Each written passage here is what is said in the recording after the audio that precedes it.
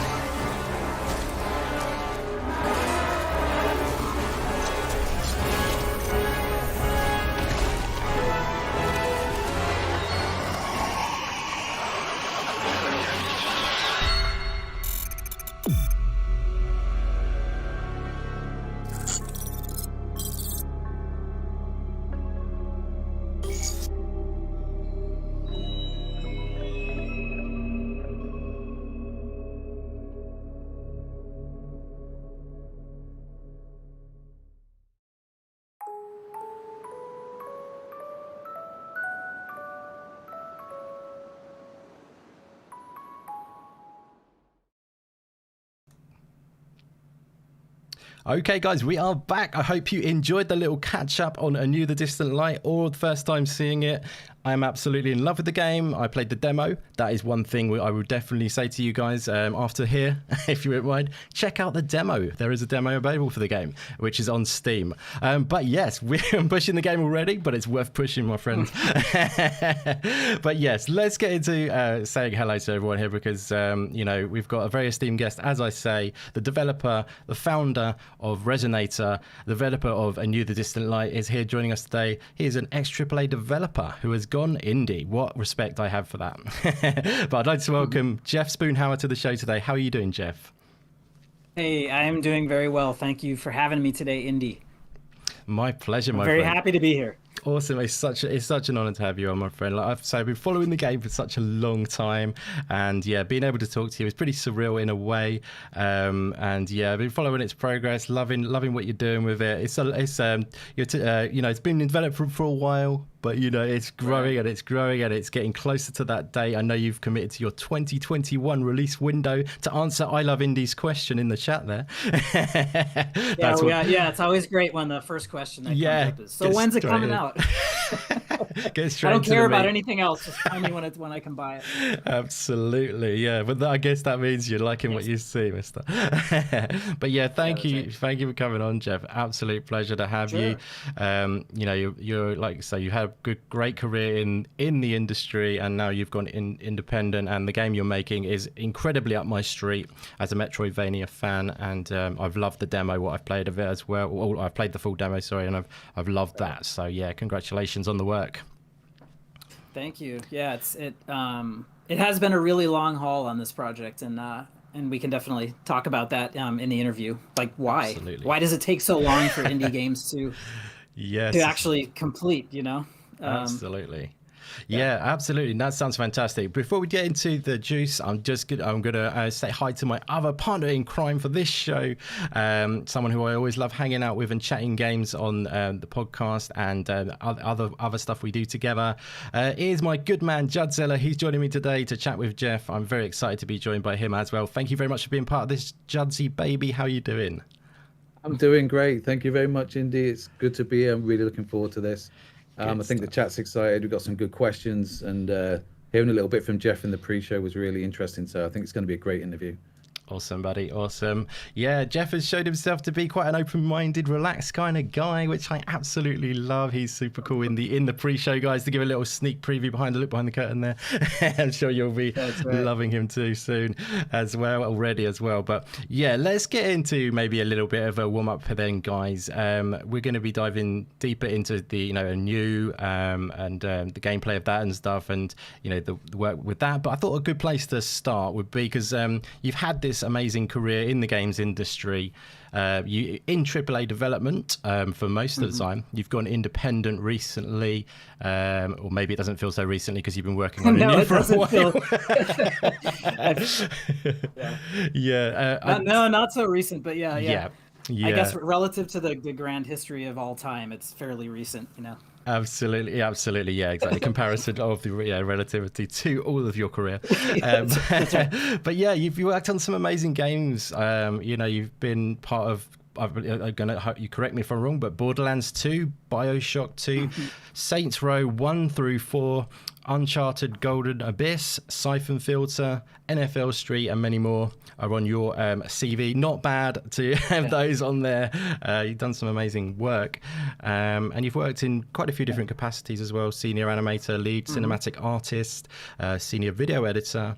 And you've worked at Electronic Arts, Sony Computer Entertainment of America, Volition, 2K Games. So yeah, not bad, my friend. You've done well. But yeah, maybe if you could just give us a little feel for your career in general. I know I've said a few of the names for you there, but just give a little flavor for what you've done within the industry. Sure. Yeah, that was a heck of an introduction. I don't know how I'm going to live up to that, but I'll do the best I can. No worries. Yeah, so I've been working in video games for quite a long time. This summer will be 19 years. And it's funny, I remember back to when I first started, there were people who had been working in games for like 10 or 15 years, and I'm like, that seems like an unfathomable amount of time. And now I've exceeded that somehow, so I've survived and and made my way through. But yeah, so basically, yeah, you did a great job of kind of summarizing what I've done, where I've been. I started in the industry straight out of grad school. I went to graduate school at Rochester Institute of Technology, and got my MFA in computer animation. So, finishing, so sort of like the capstone project for grad school is a short animated film where, the student does everything in the film, like the modeling, the texturing, the animation, like everything. Right. So that is what I used basically as my portfolio or my demo reel. At the time, that was sent out on VHS, so that's how old I am. I love it. So had to make like 75 VHS copies. But anyway, so sent that out to a whole bunch of game studios, and I ended up starting at Electronic Arts Tiburon down in Orlando, Florida. So for the first games I worked on were the NFL Street games. As a character animator, spent a few years at EA, and then went to THQ Volition in Champaign, Illinois, and was the lead cinematic artist on the first Saints Row game, which was an Xbox 360 launch title. Nice. And that was about 2.5 year project. I ended up working on all the other Saints Row games as a freelancer, doing like freelance animation and cinematic direction work. Fantastic. Yeah, so been working. It's been a couple of years, but I've done a lot of freelance animation and cinematic work with Sony Bend, so the Bend studio in Oregon. So most of those titles that you listed off are the ones that they worked on. Uncharted Golden Abyss, Days Gone. Sure. Yep. Siphon Filter games. Yeah. And then spent just about 6 years working at 2K in the San Francisco Bay Area, making a lot of marketing trailers, doing a lot of animation and cinematic work. And 2K was a really unique experience because I was actually working in their marketing department doing, but I also worked for the developers directly. So I shipped like 6 games at 2K in 6 years, which was like, wow. If you ever ask anybody working in the industry, and like none of them were canceled, right? Which is yeah. like statistically nearly impossible. So yeah. So 2K was a really great experience. Amazing. So that was my studio experience, and then in 2014 I connected with my fantastic indie game development partner Steve Copeland, and we started working on Anew The Distant Light together. Yes, fantastic. Yeah, and that went very much onto my radar. Not straight away, obviously, but a few years down the line from that. But yeah, the game looks magnificent, and I think there's a little fun, interesting story, isn't there, about how you hooked up is a bad word. So we're going to go there again, aren't we? Yeah, we did pre-show. It wasn't enough pre-show, right? That we were having a threesome, and now you gotta go. We nearly had a threesome in the pre-show. Oh dear, guys. I love it. I'm saying nothing. You notice how I'm quiet at this point. I'm saying nothing. So what I was trying to say was, it was interesting how you got synced up with Steve Copeland, I do believe. Did you know Steve before? Yeah. And I heard that is that right? You were friends with Tom Happ, and you almost maybe could have developed Anew with him. Is that correct? Yeah, it was this really weird sort of coincidence of timing that happened. So so Tom Happ, and Tom is the creator of the Axiom Verge games. So actually Axiom Verge 2 is coming out pretty soon. Yeah, so Tom, really, really great stuff. And Tom is the sole developer of those, which is pretty unusual for one person. Yeah. I would never want to do that, but Tom, I guess he's quite a unique character. Got to have quite a broad skill set, haven't you? It sounds like you have got that though, but you know what I mean. But it's a lot of responsibility, isn't it? That's exactly right. So Tom and I went to grad school together at RIT, and nice. In 2000. So about about a year after. Let's see. Let me get my timing straight. Yeah. So right around the summer of 2014. Tom was getting all sorts of exposure and recognition for Axiom Verge, which was just about to come out. And Sony had just picked him up. I think it was called like their pub fund or something like that at the time. Okay, cool. Where they were funding independent game developers to like bring their games to specific consoles. Interesting. So anyway, like Tom was getting all this coverage on. So I was just Yeah, going to on say it's a bit of IGN and a stuff. difference to what's happening at the moment with Sony, isn't it? They've been a bit in the doghouse with regards to indies lately, Yeah. haven't they? It's a little, yeah. I mean, things change over time and Yeah, priorities change and stuff. But yeah, so I yeah, saw Tom on IGN and I just called him up and I said, hey, like after you're done working on Axiom Verge, do you want to make a game together? And he's like, no, I'm gonna just keep making games solo. right. But I just got a call from another friend of mine who I used to work with at the studio Petroglyph in Las Vegas, like the Command and Conquer RTS games. Um, so it just so happens that Steve and I who are making Anew, Steve had just totally independently contacted Tom like days before, asking the exact same question. Um, Wow. and Steve and I didn't know each other at all. Right, But right.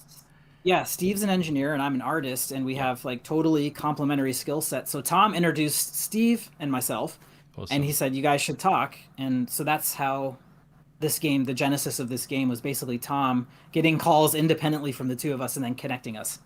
That Yeah, is so that's awesome. that's the origin story, I guess. Fantastic, yeah. And his is you got kind of his games obviously quite like sci-fi, Metroidvania, and you've got that. I probably would it be kind of maybe the closest thing to yours that you could probably think of. I would say. I mean, yours is completely unique in my opinion, though.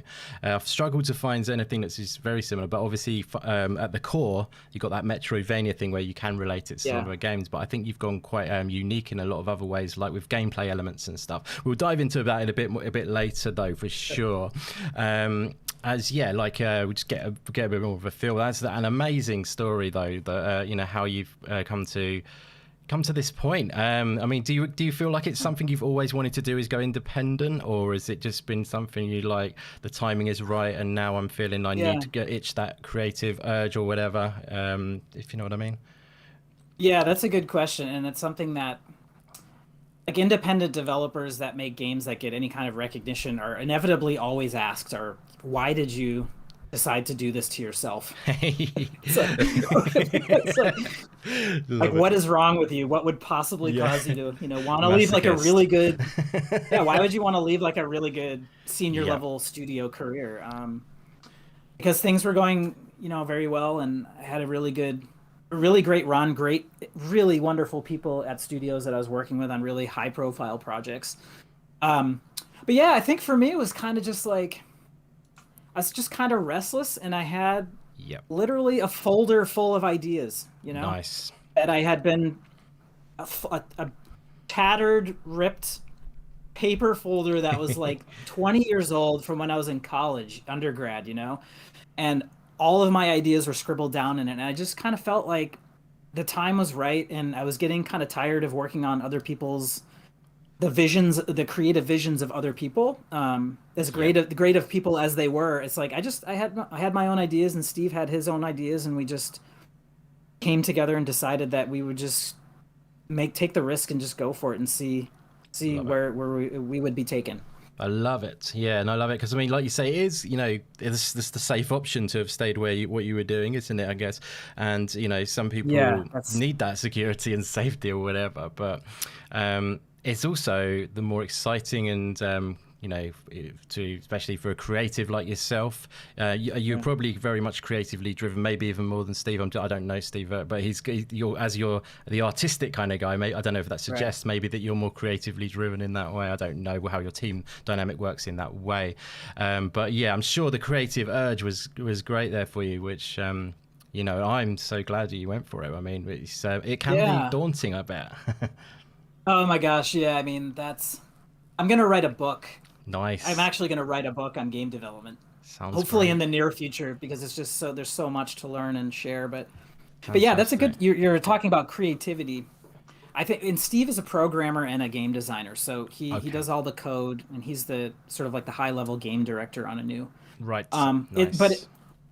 there's a lot of creativity. I mean, when you say creativity, people typically think, like audio visual elements, True. animation and art and sound. But man, there is a lot of creative decision making and trouble problem solving that happens on the other side of the game development team too. So Definitely, that's a great point. Yeah, I've really neglected. I hope Steve isn't going to be cross with me now. No, I don't know that Steve's listening. Hopefully he's trying to get these last bugs fixed so we can get our beta launched. So absolutely. If he is here, I'm not sure if he's here. Yeah. No, but that's no guys. No, yeah, just because that was a question I kind of almost popped down, which like with regards to they say the game, how it flows, your movement, and the animations and stuff like that. A lot of that is probably a combination of the two of you. I'm guessing is like you've got you draw and animate, but then he has to program to make it feel right and stuff. Would that be a correct assumption?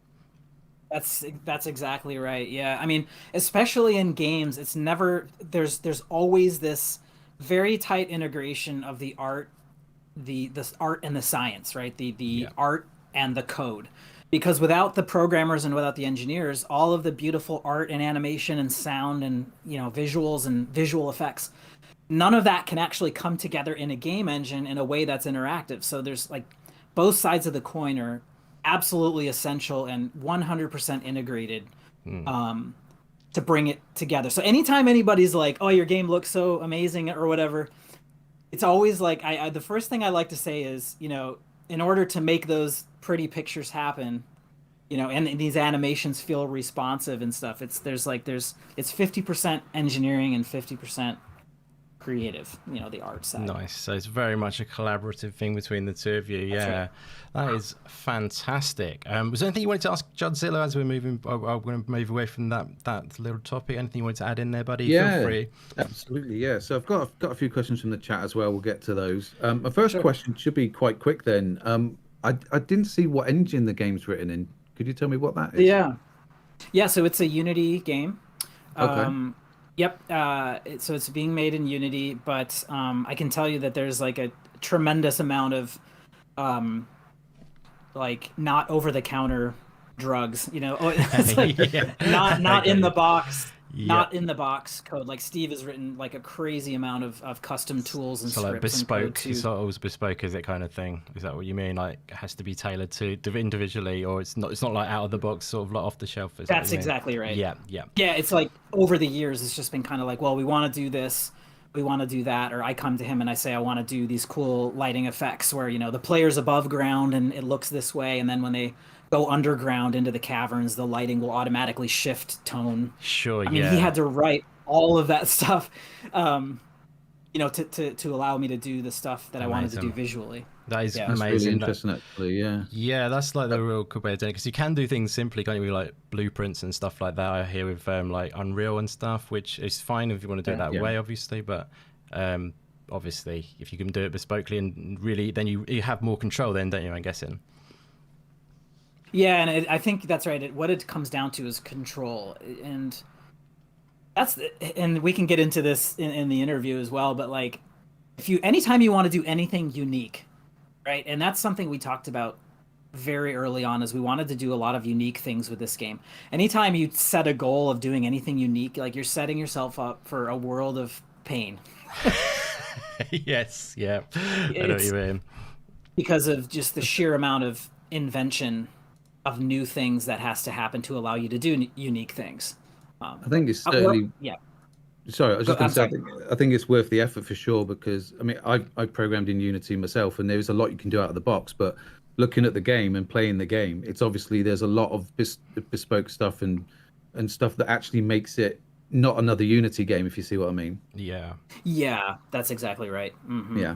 Well, I've got one more quick question from the chat. We're going to start with Meisuko, who would like to ask about the character animation and how you've done those. Yeah, that's a good question. So that's an interesting one. That's one of those invention things that was really painful. It's a mix. So Unity has like a really powerful animation blending system.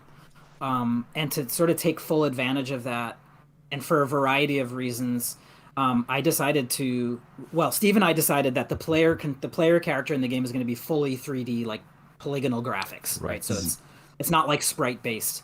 So none of the characters are sprite based. So everything is actually the player character was created in Maya. All of his animations were created like fully in 3D. in using Maya, which is the software that I've been using my entire career, for Right. 23, 24 years. So I'm very comfortable and fast using that. Excellent. That's kind of just for the animation stuff, isn't it? Is that correct? Yes, I've heard that before. Well, yeah, you can. Yeah, actually all of the 3D assets in the game, everything that is sort of three-dimensional in the game is created in Maya. And all of the enemy characters, like all the creatures and bosses and monsters and stuff, they kind of look like they're flat, but they're actually three-dimensional camera-facing 3D models. Interesting. So. That's cool. So everything is modeled and animated in 3D, but in the game engine, a lot of it is sort of facing the camera, so it appears to be sort of flat. Fantastic. Yeah, no, that's. So there's nice. a lot That's of trickery. Nice. Yes, indeed. Yeah, that is fantastic. Definitely a good perspective on things. Yeah, I was going to say, did that answer? Sorry, we answered Meisuko's question there. Did we? Sorry. Yeah. Yes, we did. Yeah, cool. So. I was going to add on to that if I was right. If you don't mind, just what was you came out of a big career in AAA development. You worked on many different games, all kinds of games. But I know you said you've used Maya a lot. But what was it that inspired you to make a 2D Metroidvania when you could have made literally anything? Obviously, for me, that was the best news I've ever heard. You making a 2D Metroidvania because that's my favorite genre, pretty much. But what was it inspired yourself to go down that route? Yeah. Yeah, the funny thing too is like, what would be the most difficult, painful, stress? Like, what would be like the worst possible game an indie developer could make as their first game?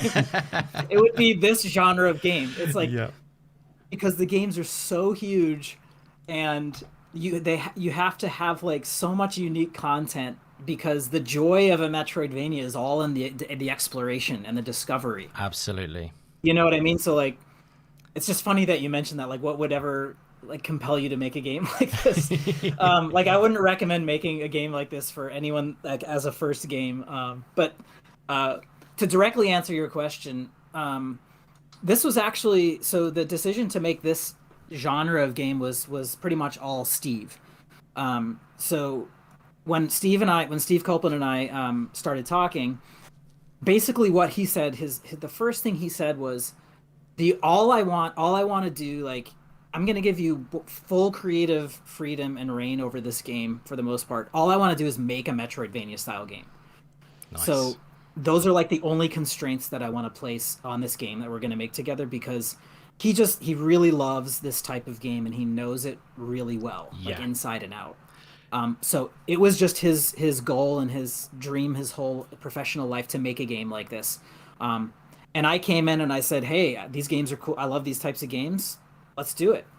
Not really understanding like what it would take to pull it off, but well, I love that. It's kind of as simple as that. The bravery, and you've obviously well equipped yourselves with those careers that are behind you. So why not be ambitious and go for it like you have? Yeah, definitely. Yeah, I mean, I'm so glad you have. I mean, like you said, it's when you said that sense of discovery in Metroidvania, is that really?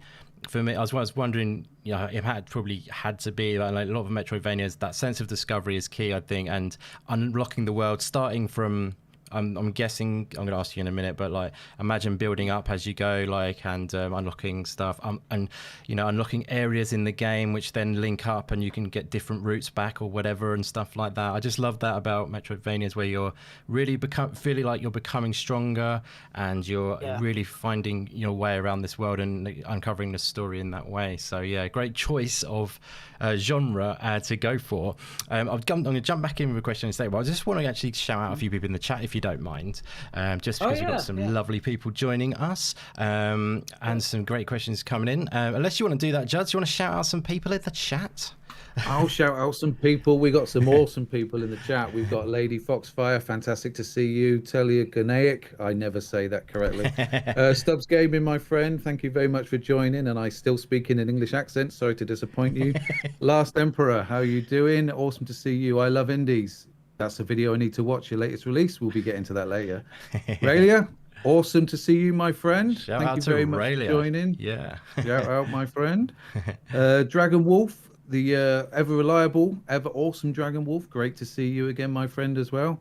Meisuko, we've had a question from Meisuko, and we got some other questions coming from some of the rest of the chat later on as well. Awesome stuff. I think that's it so far, Indy. Wonderful. Thank you very much, my friend. Sorry to throw you in Smoke there back on that one. official. My Smoke back apologies. official. I did find you. Yes. First one in the house Can't today, miss I him think. out. Smoke back. So yeah, thank you for coming by, my friend. And as well, Raylia, my friend. I think this game's well up your street, buddy. I don't know if you know Raylia, Jeff, but he's a Hollow Knight YouTuber. And oh, very cool. Very yeah, cool. Yeah, thanks for coming. Yeah, he's awesome. He's an awesome guy, and I highly recommend giving this game a close look, Raylia, and you know, maybe having a chat with Jeff or something. You know, that's not up to me, but I'm just saying, you guys, you know, check it out. You're like my booking agent. You're my booking agent. Yeah, exactly. I just want to see more people checking out this awesome game you're making. Yeah, it's wonderful. I appreciate that. Fantastic. But yeah, and we got Matt Griffin in the house as well. Lef is in now. Wonderful to see you, my friend. Thank you very much for coming by. Lef is the marketing guy on Hollow Knight, by the way, Jeff. So they're all very in. cool, man. Great to see you guys in. Yeah. Thank you very much for being here. Yeah, you chose Metroidvania. That's where we left off. Yeah. That sense of discovery and everything in those kind of games is a magical thing for me. That's where you can kind of get really immersed into the game, isn't it? I mean, how do you guys approach that? How do you make some massive map on the wall? Do you make your own wallpaper? Do you know what I mean? It's like it must be hard That's a really good question. map that out. No pun intended, but like mapping it out is How do you approach that? I think that's perhaps like figuring out the essentially what you're saying is like, how do you get the player to go through the game? Like, how do you flow the player through the game? Exactly, yes. In a non-linearly, Yeah. in a way that makes sense, that is offering mysteries and offering new areas and new equipment, but it's all spread out all over the place, right? And so the player has to they have to feel like they're the ones, they're not having their hands held, you know, through the experience. They truly have to feel like they are discovering things. Yes. So I think that was one of the hardest things for us to figure out, and it took many years, to be totally honest, many years for us to truly wrap our heads around it. Yeah, I imagine because that's you have one to of the have hardest things. yeah. Sorry. It really is. No, that's fine. I mean, the tricky thing is you have to have a lot of the game world in place. Even if you have a map, like a paper map, you don't truly know if it's working until you start building the game and connecting things and play testing it, you know? So it takes, for our very small team, it takes literally, years to build out a huge, large scale game. And then you can start saying, oh, like, is our theoretical flow of the player through this world actually working? And then you have to start making it. Is it too easy to find the jetpack? Exactly. Is it too hard? Does the player have to backtrack, 7 hours to find it? Well, that's not going to work. So figuring that out is a huge challenge. But it's really rewarding when it comes together, and you feel like, I think this is actually going to work. And that happens like way at the end of production. Yeah, a lot of times. Yeah, it's all the pieces coming together, and then you finally realise, there it is. There's the final product. It's all come together, and you can really get that sense of feel for it, because you're kind of like in the middle of the forest, and then you take a step back and you see the whole forest or something. That's probably a very bad analogy, but the thing that we like to think of is kind of just, in any indie developer, you're sort of in a hole. Yeah. You're just like, you're in like a hole for a long time, and then you come out and you sort of poke your head out. You don't really know what season it is or what year it is, and you put something out into the world, and it's like, God, I hope like people actually respond to this, because the worst thing is when you put something out and no one responds at all. People respond negatively. Well, at least that's a reaction. That's true. Some reaction is better than nothing, I guess, definitely. Yeah, that's true. That's right. So it's really like unnerving, and so when you come out of the hole and people seem to like what you're doing, it's really nice. Absolutely. Yeah, no, I mean, as I said, me and Judd's both played the demo. I did a little refresh. I streamed it. You might have remembered you dropped by, and I streamed it quite a while back. But I also got a brush up and played it again recently. So the demo is obviously a condensed slice of the game where you pick up loads of abilities, and because it must be hard to sort of give a perspective of a Metroidvania in a small slice. You totally nailed it. Yeah, so our demo is, I'd say maybe like 30 minutes, 40 minutes of gameplay. but yeah, it's a linear demo, and so it's very, very hard with these types of games because, again, like the whole point of the game is that it's non-linear and you're backtracking and you're returning to places with new equipment that makes you feel more powerful and that allows you to further explore. But what we found when, as we had like gotten into some trade shows and, you know, stuff like PAX and like in the Indie Mega Booth and stuff like that, GDC. Yeah. Is you get people that are, you have to cycle as many people through the game in these like 10 to 15 minute windows at these live trade shows. You know, you want to get as many people to play your game as possible. Absolutely, yeah. So we ended up sort of designing like a condensed linear demo that funnels people through specific content so they can get a taste for the, you know, the variety of the world and the gameplay. Absolutely. So yeah, but we've had to sort of explain to people that like, hey, the actual final game is going to be this big open world, you know. Yeah, because otherwise it could feel kind of like an arcade game where you're running through picking power-ups or whatever, extra life. You know what I mean? Like in the small slice of it when it's not that kind of game. But to be honest, I think the demo does a really good job of giving still the perspective that it will be. You explain it very clearly in that demo, and you've done so again now. But I you know, with Metroidvania games, the powering up and starting from scratch with basically a weak protagonist and then building up. I'm imagining that's something you'll be doing in Anew the Distant Light. Would that be correct? Yeah, and I mean that's one of the first major design challenges is like how long do you make the player suffer? Sure. Like how long do you make them just run around and jump before they start getting angry at you as the developer? Like, please give me something to shoot aliens with. I don't even.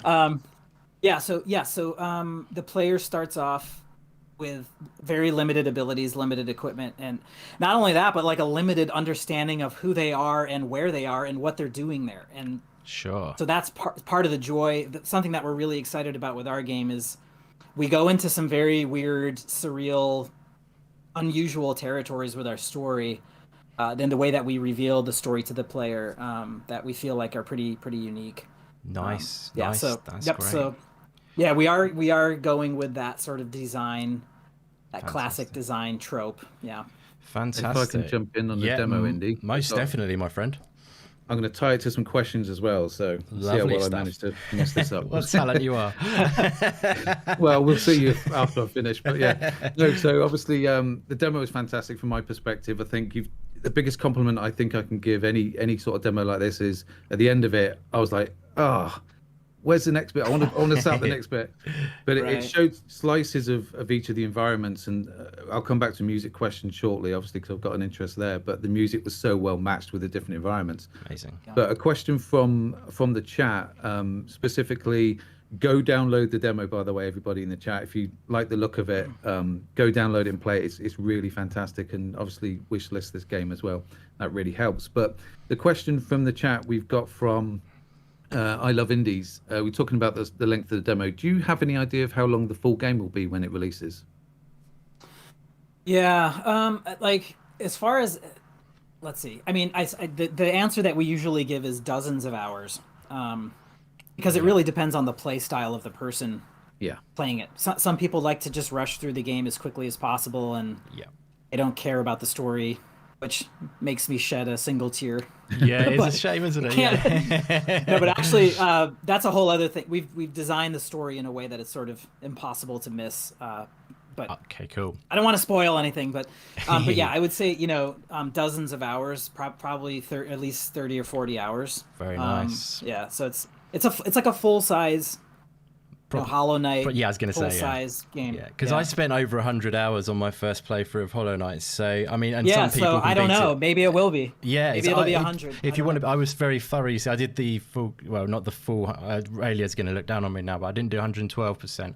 I got 108%, I think it was, and the 112 is with the DLC included. But that last 4% is ridiculous. But yeah, anyway, I took my time. I wanted to get through every part of it, and I soak it all up. So that's great. that is how, that's how the sense I'm getting about your game is going to be a lot to discover. Yes. That sense of discovery is so key, like you say. But yeah, no, I'm sure people can like Meisuko in the chat. He's played Hollow Knight and he's played it through. You can go quite fast track. You can miss out some stuff and get straight to the end if you want to do that. Like, is that the same? Is there optional content in Anew The Distant Light as well? Would you say, or?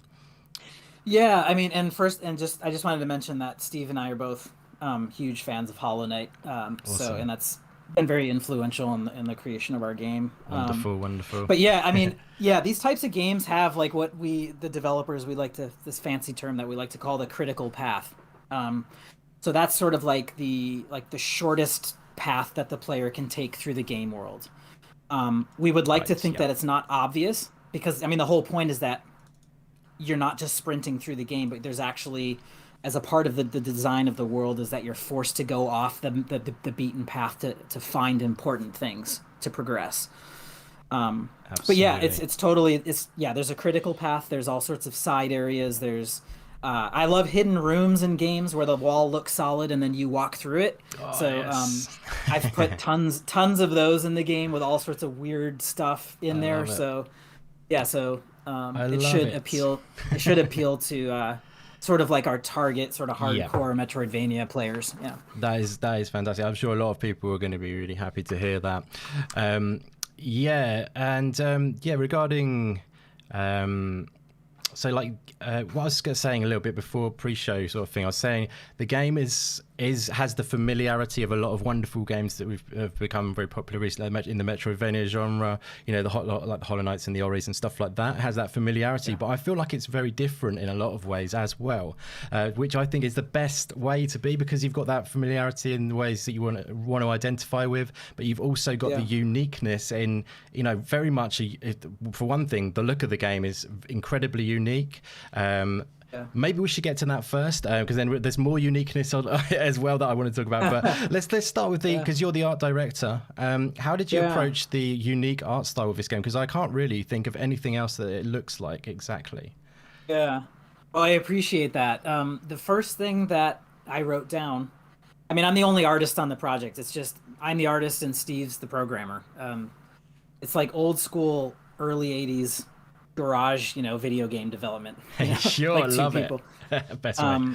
The first thing that I wrote down on a piece of notebook paper is like I wrote down goals, like creative goals for myself. And the first goal was actually a question, and it was, is it possible to make something that looks and feels unique? Because I've become a bit of a cynicist, in life, because there's so much derivative stuff. So like the first sort of challenge that I put forth to myself was like, can I actually make something that looks like visually and sounds like something that people will have never seen or experienced before? So that's like the high level thing that's been driving me through the entire creation of this game and motivating me, is like, try to just make it look like it's just like the work of one person, like one artist. Yep. Not a whole team or like a focus group or a marketing. Awesome. And investors telling you it needs to look like this. So yeah, I mean, like kind of what you're seeing is just visually like how I draw. Fantastic. And that's one of the keys, isn't it? It's allowed you that freedom, and it also allowed you to be very concise with the whole overall thing. Because maybe, like you say, I think you alluded to their AAA developers, they might have a team of artists, and they maybe sometimes gets too many cooks spoil the broth, maybe, or something. Is that what kind of thing you're thinking of? Yours is very much a focused vision sort of thing.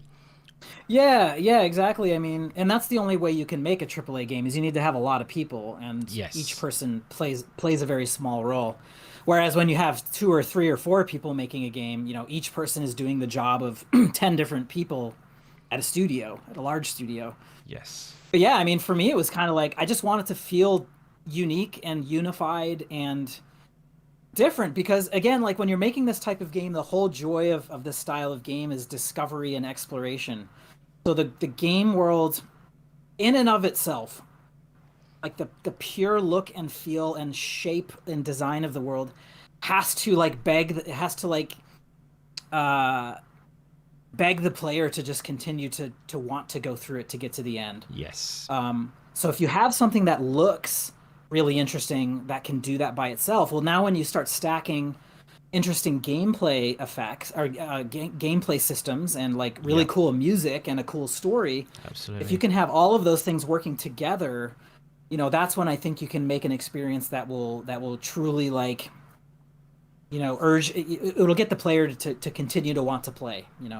Totally agree. Yeah. So it's it very much becomes something magical at that point. It can do kind of if it's all on gearing towards one greater thing essentially.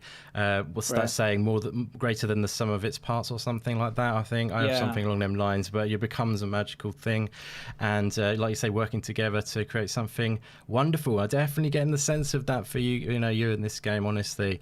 I'm going to carry on with down the unique route in a minute because I do think this game has a lot of unique about it, and there's another aspect I want to talk to you about if that's all right. But I'm going to go over to my man Juds and see if he's got anything for us right now, if that's all right.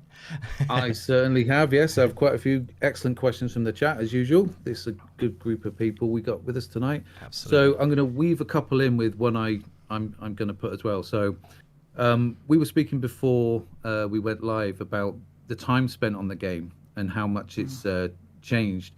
So from Dragon Wolf and Last Emperor as well, they were asking about did the art style of the game always was it always like this, or did it evolve over time? And what's the most challenging part of writing this and creating this game over the history you've had, and what's the most sort of challenging stuff you had to do? Oh, well, I'll get to the challenges. We could have a whole podcast on challenges. I mean, like Part 2 tomorrow night, guys. Yeah. there's too many. You'll have to invite me to England, and we'll have a pub crawl, and we can get you down. sold. I'm Let's in. do it. Indy's paying. I'm in. Yeah, that's right. My wife she's like, could you just finish this game so we can start traveling with it and having fun? Love it. That's brilliant. But the first question, the art style. So initially, what I was to answer your question kind of quickly, it's actually remained pretty much to the original vision the whole time. I think like originally what I was thinking was I wanted the game to almost look like concept art that's come to life. I love like pre-production concept art. I think it's some of the most beautiful visual work that's done. Yeah. Be it for films or games or animation, or just paintings, sort of like sci-fi conceptual paintings. So that was sort of like the original impetus for me, was like, I'm really into 70s and early 80s sci-fi art. So because that's what I ended up, I as a kid used to read like Arthur C. Clarke and like Isaac Asimov novels that were like first run printed in the 70s, and they used to have these really weird like surreal cover art on them. Right. So that's what I wanted to capture with this game, is that you're in this really strange unknown alien world where like visually it makes you feel sort of uncomfortable and like you're in a dream. Awesome. Yeah, definitely would say you achieved that. Yeah, so that's so I would say, like, I think actually over time the art style has become a little bit more high fidelity. Right. In particular, like some of the vehicles and the enemies have more a little bit more detail in their visual designs, and in some of the textures. Excellent. Yeah. Yes. Because I did actually anticipate that might be your answer, that it hasn't changed that much. Because from what I've seen of the game in development over the years, it feels like that vision has always been very much there, if you see what I mean. And interesting to hear about what you said about the concept art come to life, because I definitely can see that. It's almost like it's cool. I don't know if you feel take this negatively or not, but it's almost like it's one of those pop-up books sometimes. Do you get that? Yeah. Yeah, a couple of people over the years have said that, and Really? yeah, I mean, it has sort of this like multi-plane, like flat multi-dimensional look to it, which is really cool. I think that's yeah I can definitely see that. And awesome. Challenges, gosh, well, let me answer the challenges thing really quick. I think like the hardest challenge has been maintaining any semblance of a work-life balance. Just because we're a very, very small team, and we have to we're doing the jobs of like 10 or 15 people at a larger studio, so we're constantly switching hats and doing on an hour-to-hour or day-to-day basis, doing wildly different things to try and get this game finished. So so that's just the hours required to do it has been pretty difficult. Yeah, I can imagine that must be immensely challenging, actually. Yeah, especially when you're being quite ambitious with a game like this as well. You know, the size of the game. There's a lot of content there. You know, play hours to get through and stuff. But yeah, no, it's wonderful to see it evolve and stuff. I did notice the you know, you maybe were targeting a release date. You know, I'm not going to talk this against you in any way. You were thinking hopefully it'll be sooner maybe, and you've pushed it back, and I actually respect that because you know, I think waiting for the right moment and having it exactly how you want it to be done is the most important thing in my opinion. Yeah, figuring out release dates is always hard, and a lot. I mean, it's not just, you know, there's a lot of practicalities that we're dealing with. Like, we just want to finish the game. Yeah. Because we've been working on it for so long, and it's really hard for a normal person to maintain interest in a project that goes on. You know, it's just super hard to like maintain that motivation on a day-to-day, because it's a full-time job. It's a day-to-day thing for us. But yeah, so it's a little bit of that. It's a little bit of making sure that it's up to the quality bar that we've set for ourselves. And then a lot of it is just like, there's so much work that has to get done. We just need time to do the work. So it's a little bit of those are sort of like the three things that we're always trying to balance out. Absolutely, yeah. No, that's it must be incredibly hard. I mean, you work remotely as well, even regardless of any pandemics or anything. I think is that correct? You work remotely with Steve, and so that's... and our composer, who I wanted to mention. Sure, he must get. I know there's a music question, but Will Roger. I don't want to get too far ahead, but he lives in Seattle. Cool. Yeah, so we have the four core members.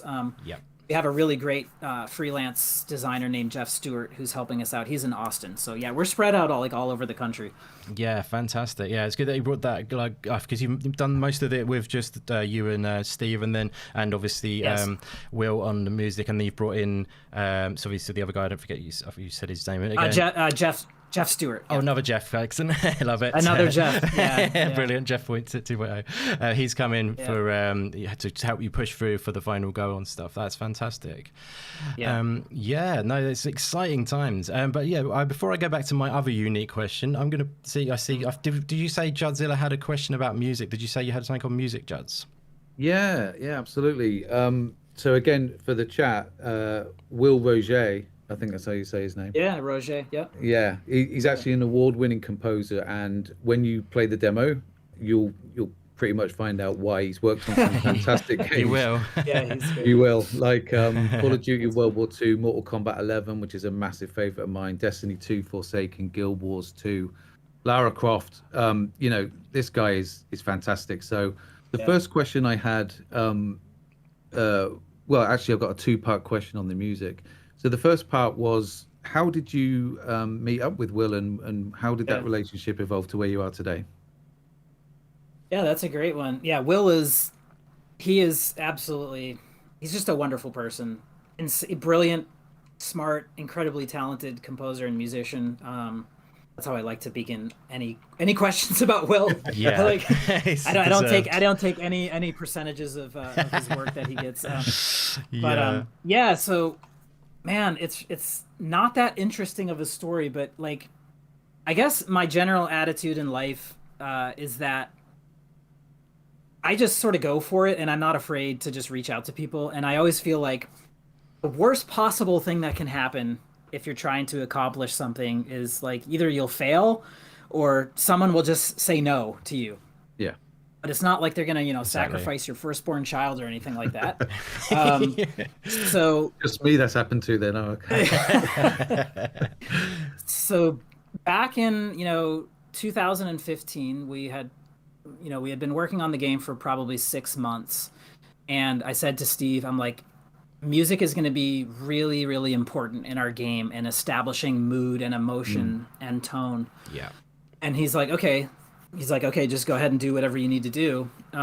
So I put together a list of like my 5 favorite composers working in games. So, and I just emailed them. So I emailed Austin Wintory. I emailed Jack Wall, who did the Mass Effect games. I emailed Rich Vreeland, Disaster Piece, who's done a ton of great games.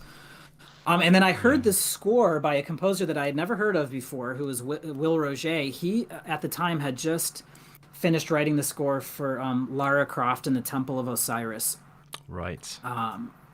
And it just absolutely floored me. Just the music was just so beautiful and exciting and really intelligent. So I'm a musician as well, and it was just really, really smart.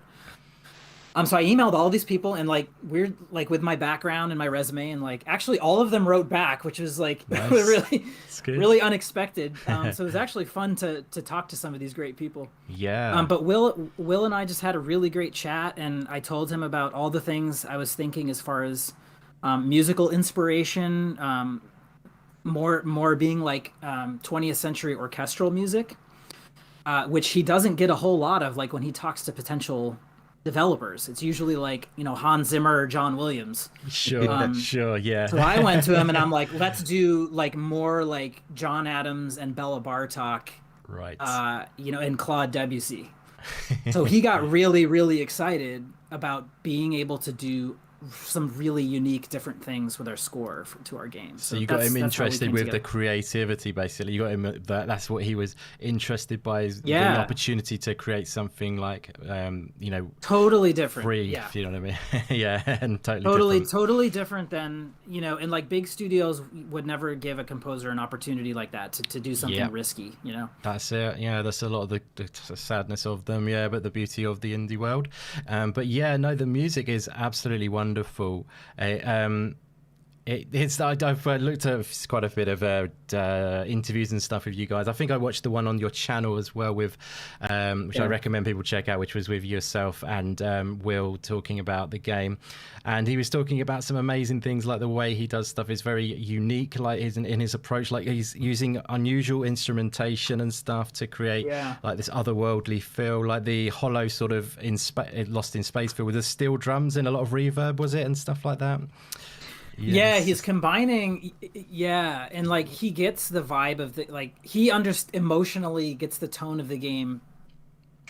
It's unbelievable. You know, I'll send him like reference of stuff I'm working on, and he'll be like, "Okay, I'm going to work on a track for this zone of the game, just as a concept for you to approve." Nice. And he'll come back with something that just nails the tone and like totally brings out what I'm trying to do visually and with the story. So he's doing stuff like steel drums and a Moog synthesizer, and you know, strings and brass, and like you know, like a flute with like crazy reverb on it, like just totally out there. And it really makes, I think, the game world feel very unusual. It gives you that distinct feel again, doesn't it? Like, so which is unlike any other game. That's one of the best things about if a game can sort of like put you without seeing the game, but you hear the music and it puts you into that game. That can be powerful, kind of, that you can really have that its own identity and stuff. So. Music is incredibly important, and it's been really like a huge blessing to have Will on the project basically right from the very beginning. And it's really funny too, because he'll kind of weave his way in and out of our project. Like, you know, he'll go off and write the score for, you know, Call of Duty World War II. And then, you know, like 9 months later, he'll come back to us and he'll be like, all right, I'm going to write some more music for this new zone. And then he'll go off and write Mortal Kombat 11. And then, you know, 6 months later, it's like, and he's always saying like how much he enjoys coming back to our game, because it's always like so different than whatever else he was working on, you know? I can imagine it's kind of like the passion project side of it for him, maybe, or something like that. Although he's still getting paid, which I'm sure, you know, sure that's appreciated. We are paying him money. Fantastic! It's a wonderful collaboration between you guys. He's doing amazing work with you, and we love him. Do you find he kind of he'll do a lot on his own, or do you give him much direction? I know you say you give him a lot of freedom, and he loves that about it. But do you have a concept for him and stuff before he works and stuff like that? Yeah, we always have discussions before he starts writing any piece of music. I will send him whatever visual reference I have. So in most cases that means like the particular zone in the game world that he's going to write music for, I've already spent at least several months developing it. So I can basically, even if there's no combat or like enemy encounters, I just do video capture, and I just sort of walk or play through the game world, and I send him that video. Very nice. And so that, and then basically like a document that says, hey, these are all of like the main beats in the story that I'm trying to convey.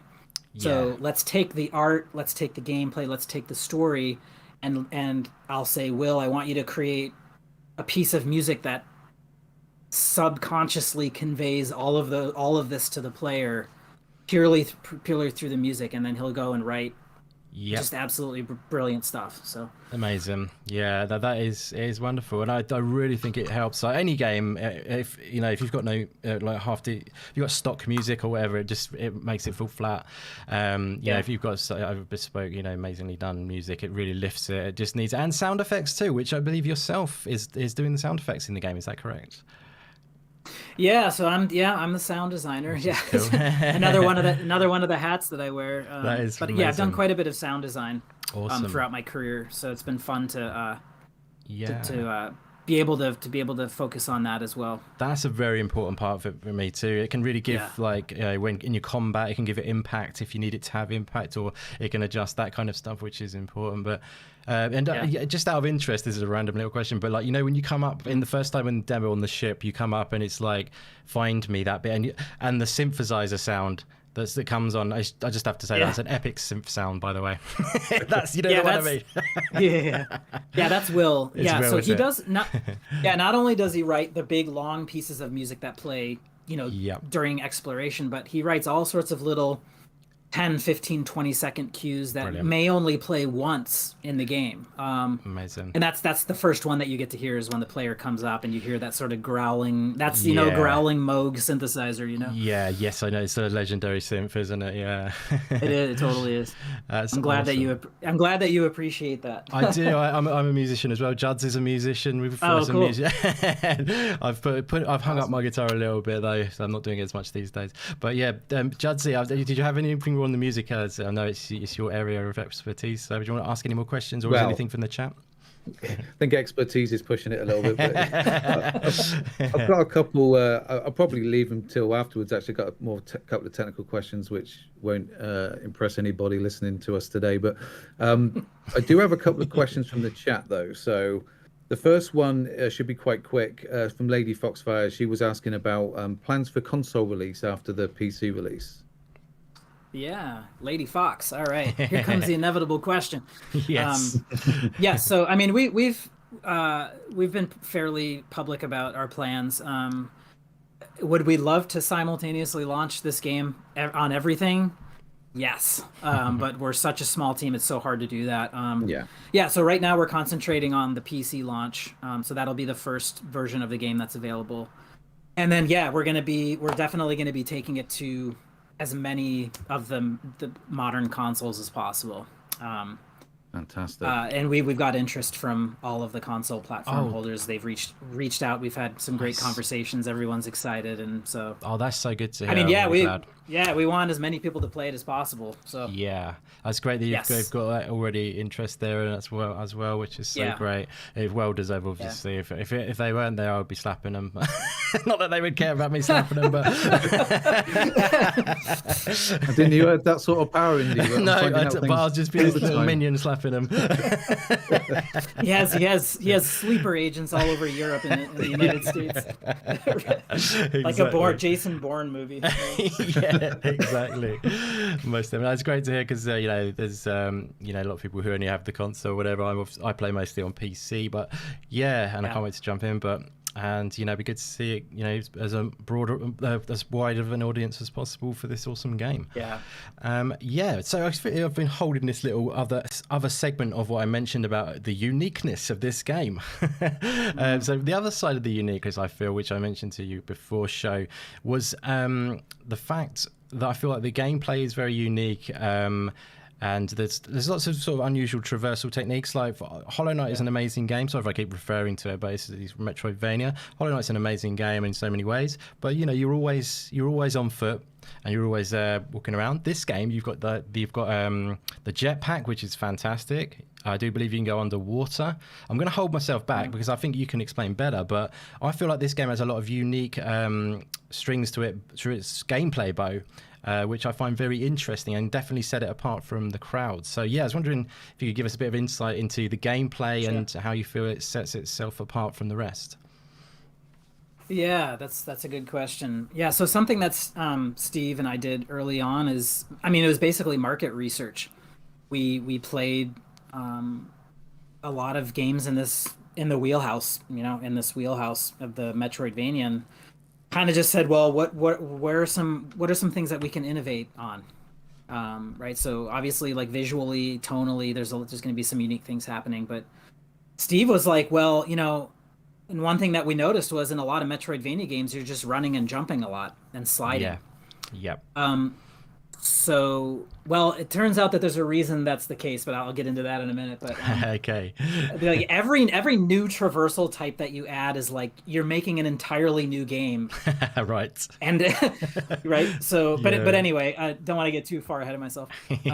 But yeah, we said like let's do some new things. Not only just for the sake of being unique, but like we want to make a really big game. So if we can have a drivable car, right? Yep. With like missiles on top, if we can have like mechs and a rocket ship and a flying saucer, like each one of those vehicles that you adds this whole new level of fun. Yeah. And a sense of power and discovery to the game. And it helps to support the game. It helps to support the scale of the game. Yes. And so the gameplay doesn't feel stale. Absolutely. So I think like, yeah, high level, that's why we did it, because no one else was doing it. And then we realized like, well, after, we made the mech, that took, I mean, so, each one of those vehicles is literally like you are making like, the sand speeder car, like Steve basically had to make Trials HD. Yep. Because it has to feel like world class, like the handling. So every one of these vehicles has to feel like world class. I know what you mean. So that's, yeah. So we definitely learned a lot. But once you make that commitment, it's like, well, now we got to make 4 or 5 vehicles. Each one of them has to be amazing. Yeah, it can't just be like one vehicle at the start. Like, oh, there's just one vehicle, and then it's you got to keep that consistency up through the game. Yeah, it's like, why do I keep finding this exact same car? Exactly. Is there some sort of like used car lot that's like trying to dump all of their, That's brilliant. 91 Ford Tauruses or something? Yeah, absolutely. So we think like it ended up being good. It took a lot of work to get there, but we think that it'll help to keep the gameplay fresh and fun, Most definitely, yeah. Like you get to flavor that in the demo as well, and you get the big mech, which is an absolute blast to just tear through the quite tough, if you're not in the mech, the enemies, those red guys. Out, yeah.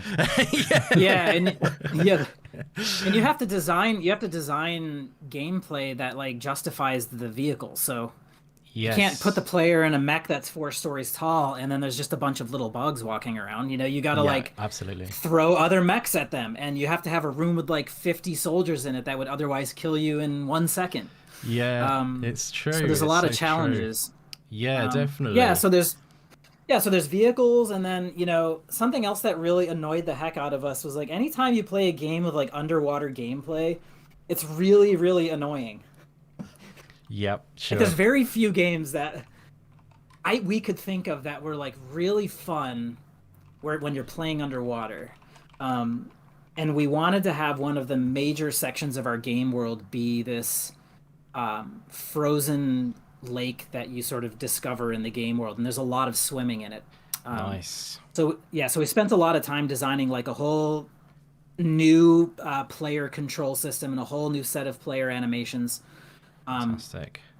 To support like really fun underwater exploration and combat. Yeah, that's on the screen at the moment, guys. A bit of underwater action, which is dead fun. That's in the demo, that part. I don't know how. Is it quite extensive, the water area in the full game? Yeah, it's actually funny. Like, I ended up creating like a full game world map of our game from screenshots of the game, and you look at the demo, and it's like 1% of the game world. It's actually insane. I mean, like Amazing. How big this game. Yeah, so the little swimming part in the demo is just like the tiny little section of the lake that you first fall into. So sounds amazing.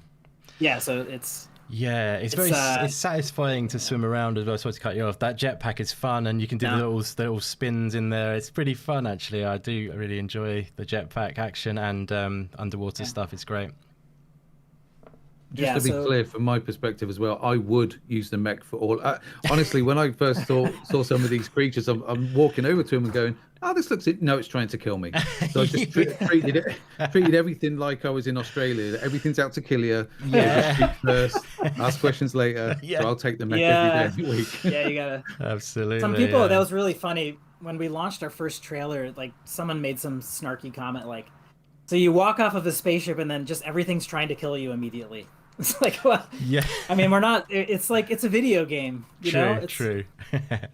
Yeah, that's interesting. There has to be some conflict. So Yeah, you're not exactly local to the area, are you? So, yeah, that's another thing. Yeah.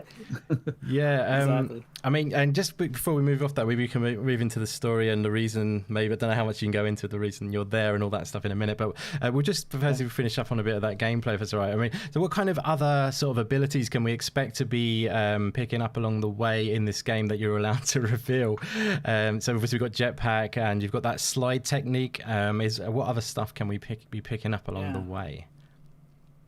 There's a couple weapons that we haven't shown in any of our footage yet, so we want those to be a bit more of a surprise for when you discover those. Awesome. In the game world. Let's see, traversal. Yeah, there's a couple like abilities that you pick up later in the game that have a pretty profound impact on the gameplay. Nice. Actually, the footage on the screen right now is the gravity area in the game. So one of them is that. We're not showing all of that right now. Sure, yeah. There's one or two vehicles that are in the game world that we haven't shown in a trailer yet, in any video form yet. So, but yeah, like a lot of the core traversal options we've shown off, and it's really hard. Like, we're not established enough yet where we can keep things tight to our chest.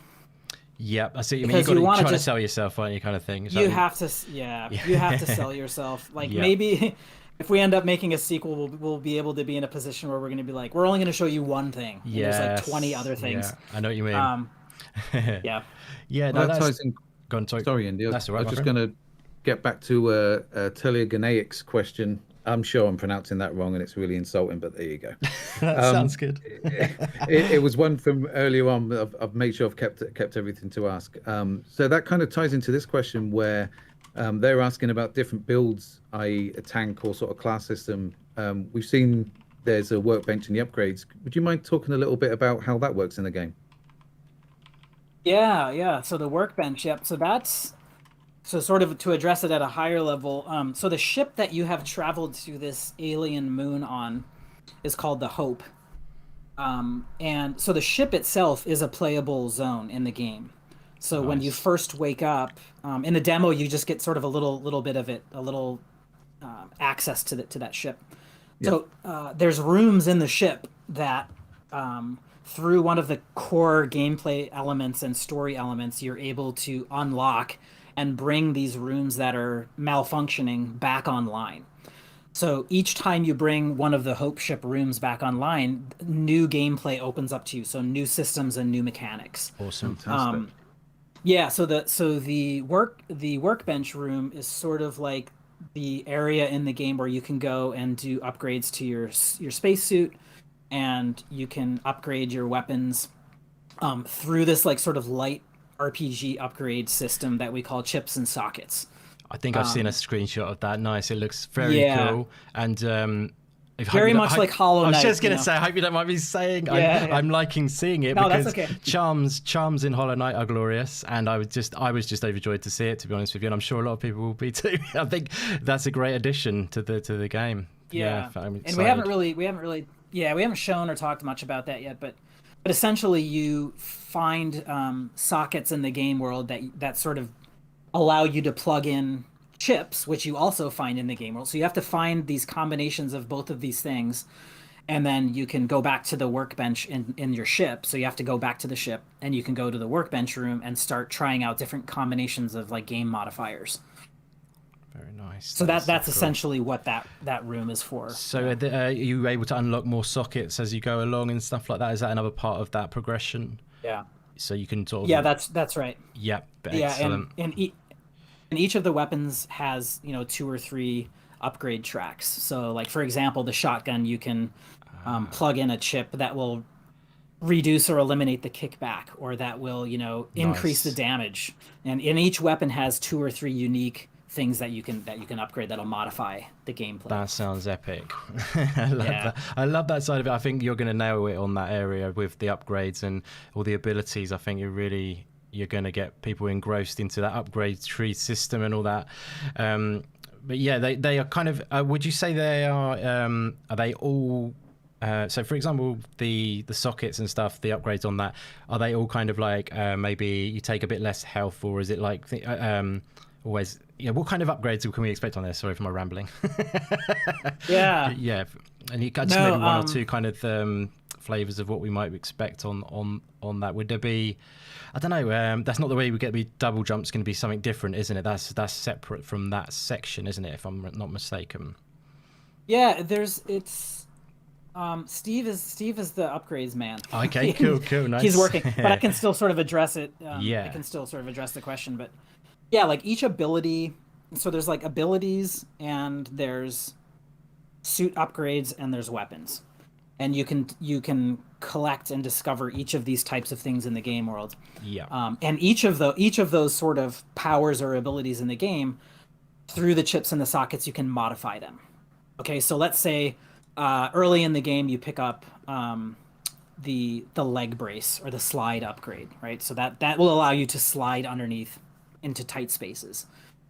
So like the upgrade path for that would be like you can slide farther, or you can slide longer, right? Or not, you know, stuff like that. Yes. The jetpack, you know, you can get the jetpack, and you can jetpack longer, right? Yes. So we're not dealing with like Mass Effect levels of like, you know, 35 screens of things that you're sorting through. No, that's great. It's like it's like a couple reasonable, manageable things per ability and weapon. So, for example, these are going to be interchangeable again. Like, I'm not going to say the word like Hollow Knight. That's the last time I'm saying it. But I'm just going to say, for example, in a boss, you're going into a boss battle. I wanted to get into bosses in a minute as well. I do believe you've confirmed bosses. Yeah. You might change a loadout for bosses, and then you might change an exploration loadout and stuff like that. Would that be something that would be used for?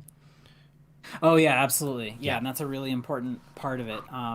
And there's something that there's also checkpoints in the game. So you can actually upgrade the checkpoints as well. So the default behavior of a checkpoint is like you can just save your game progress. Nice. But later on, you can upgrade the checkpoint to actually allow you to remotely access the workbench anywhere in the game world.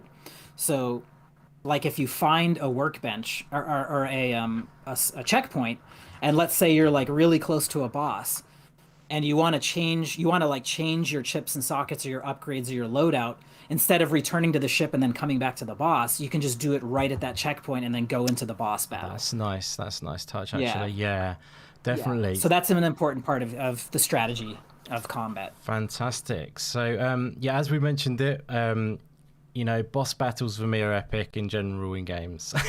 You've confirmed boss battles in this game. I've seen a couple maybe in the trailer. Yeah. Which look pretty damn awesome. There's that big worm one, isn't there, I do believe? Is it underwater potentially, or is that a little cheeky spoiler? But it's in your trailer, I guess. So yeah, we can expect quite a few boss battles, can we all?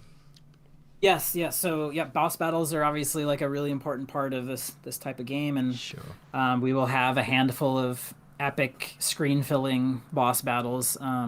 We've sort of teased 2 of them in our trailers. One of them is the sea serpent, which that's probably the one I mean. Our earlier trailer, he kind of comes out of the wall and yells at you, and the other one is we sort of internally refer to as the Watcher, who is the guy in the demo with like 20 eyes. Yeah, love it. And fists. So yeah, love it. So quite a few overwhelmingly powerful, challenging bosses to fight. Yeah, no, that is music to the ears. Obviously, bosses are awesome, and I really like what you're doing with them. Seems like they're gonna be a great part of the game. Excuse my I've just put on the demo, by the way, guys, which I played a little bit earlier and recorded. Oh, cool. I ran out a little bit of time, so it's about half the demo, so then you can see the rest of the demo for yourself when yeah, so once it gets to the end, I'll stop it and put it back to the trailers and stuff. But yeah, you're looking at the demo right now, guys, so it's a good little chance to get us a glimpse of things. As we discussed earlier, it's a little slice of the game. I highly recommend checking it out for yourself, where you can download it through on the Steam page, which the Steam page link is in the description below. And definitely give a follow to Anew the Game on Twitter. They're all down there, those links, guys. So be sure to support Jeff. He's an awesome guy and he's making an amazing game. So these indie developers really, all the help they can get is always, I'm sure, much appreciated by because they deserve it for the work they do. They take risks going alone, and for us to enjoy. So give them a little bit of support, guys. I'm sure they'll be much appreciated for them. But yeah, we do appreciate it. Good stuff. But yeah, so where we're with bosses, Judzy, my man, did you have anything for us before we move forward? Yes, I've got a question from the chat. So the first one from Thanos, we've covered the music, Thanos. It's by a gentleman called Will Roger, who's amazing and has got a very storied history in composition. So I'll put some links in here. We can put in later as well. And the second question is from Muppet, and it's talking about the art style again. Did you take any inspiration from films, Jeff? Ooh, good one. Yeah, that's a great question. Yeah, actually, interestingly enough, a lot of the inspiration for me, like visually and tonally, for the art direction of the game, didn't come from games, but it was from films and art. Nice. Gosh. So, yeah, I think like we don't necessarily explicitly call it out in the game, but it takes place in this sort of alternate early 1980s timeline. We haven't really showed any of this yet, but there's some very retro like technology in the game that you'll discover. Cool. I like that. And just like the design of the ships, the designs of the interiors of the ships, and some of the architecture stuff that I grew up watching as a kid, and stuff that I loved were just like the original Aliens movies, Star Trek: The Next Generation. So like a lot of late 70s, early 80s sci-fi TV shows and movies influence the look. But really, I would say like one of the main influences of this game was surrealist and impressionist artwork. Fantastic. Makes sense. Yeah. So yeah, like fine art stuff that was made in like more modern, like impressionist artwork, where you're not like given everything visually. It's not rendered representationally, I guess. Like, so you have to decipher and sort of interpret what you're seeing. Open to interpretation and stuff like that. Yeah, that's exactly right. That was like hugely inspirational. Awesome. Yeah, that's a great. And the films of Stanley Kubrick. Oh, that's definitely a good one to get in there. Yeah, I'm a huge Stanley Kubrick fan, so there's some sort of weird stuff going on in the game that you'll find later in the story that is sort of influenced by the master filmmaker. Fantastic. Yeah, no, that's a good question. That's a good question with Thanos. Yeah, I think because like I definitely get that vibe as well. I get the filmic sort of vibe. There's inspiration from that. I also get that very much in the music. I get a kind of like it's like a big orchestra, like sort of slightly retro almost orchestra. I'm not the best on judging on the orchestra stuff, but it kind of feels like a film from like the 80s or 90s orchestra. You know what I mean? A big budget film doing a full orchestra back then, maybe. Or so. Does that make any sense? Yeah, I'm really happy to hear that, because Will and I spent a lot of time early on listening to music, and I sent him a lot of reference tracks of Jerry Goldsmith scores from the 70s and early 80s, and amazing. Lots of like abstract 20th century orchestral music. So fantastic. Yeah, that's great. That was our goal, was to make you feel like you're sort of in that timeline, but it's not like, the year is 1983. Yes, yeah, I know what you mean. Yeah, I get you. Yeah, you don't want to pigeonhole yourself too far, but you want to sort of hint at it. It's got that retro futuristic kind of feel, hasn't it? Which I guess is the kind of vibe. That's a really interesting comment, actually, because I was going to mention this a little bit later on, but while I was playing the last level with the UFO, which I really wanted to fly that thing around a bit more. But listening to the music, this is a compliment, by the way, to Will. So if you think it's a compliment, you can tell him. If you don't, then never mention it. But while I was playing it, I got some old sci-fi B-movie vibes, like Planet Nine and stuff like that. And I was thinking, wow, this is just amazing the way it's matched up. So that was an intentional thing on your part. Yeah, absolutely. And I mean, yeah, because a lot of the music that we listened to together to try and intentionally get the player to feel that was music that was written maybe not so much in the 50s, but more, like a classic sci-fi score was Jerry Goldsmith's score to Planet of the Apes, which was like a revolutionary score because he was essentially writing music that was like 20th century art music, like Bartok and like very dissonant. There's not like melody. There's not a lot of tonality to it. Right. Yeah. And that stuff was written in the late 60s. So Amazing, Will used some instruments, like analog Moog synthesizers. Yes. Yeah. That were used on film scores in that era. I love it.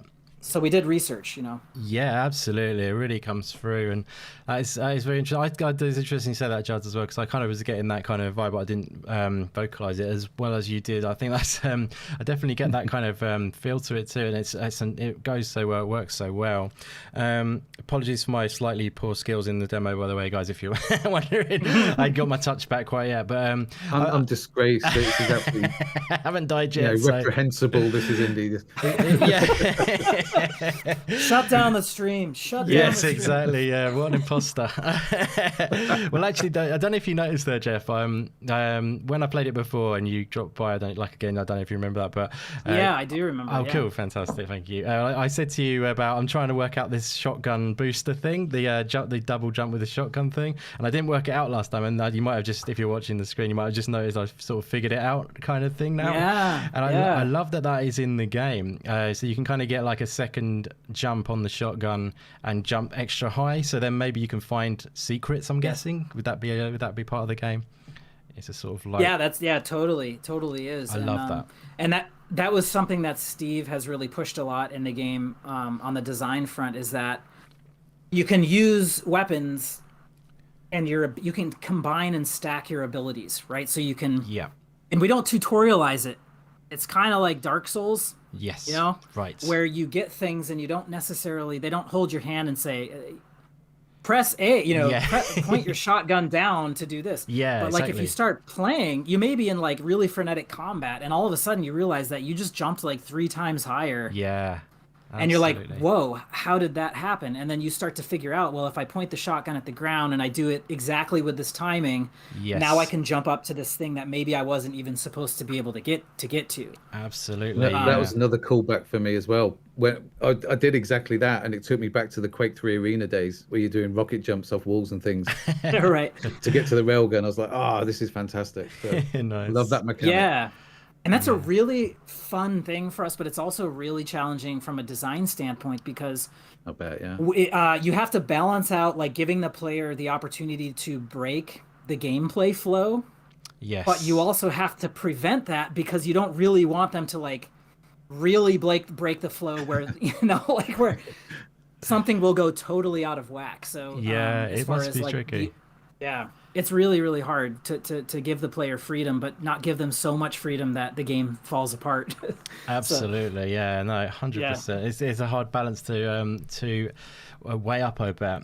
But yeah, fantastic stuff. I'm just going to quickly say a quick hi to some of the guys in the chat. Thank you so much for being here, guys. You are awesome. I just want to shout out Ains in the house, Porsche Power, Fastback.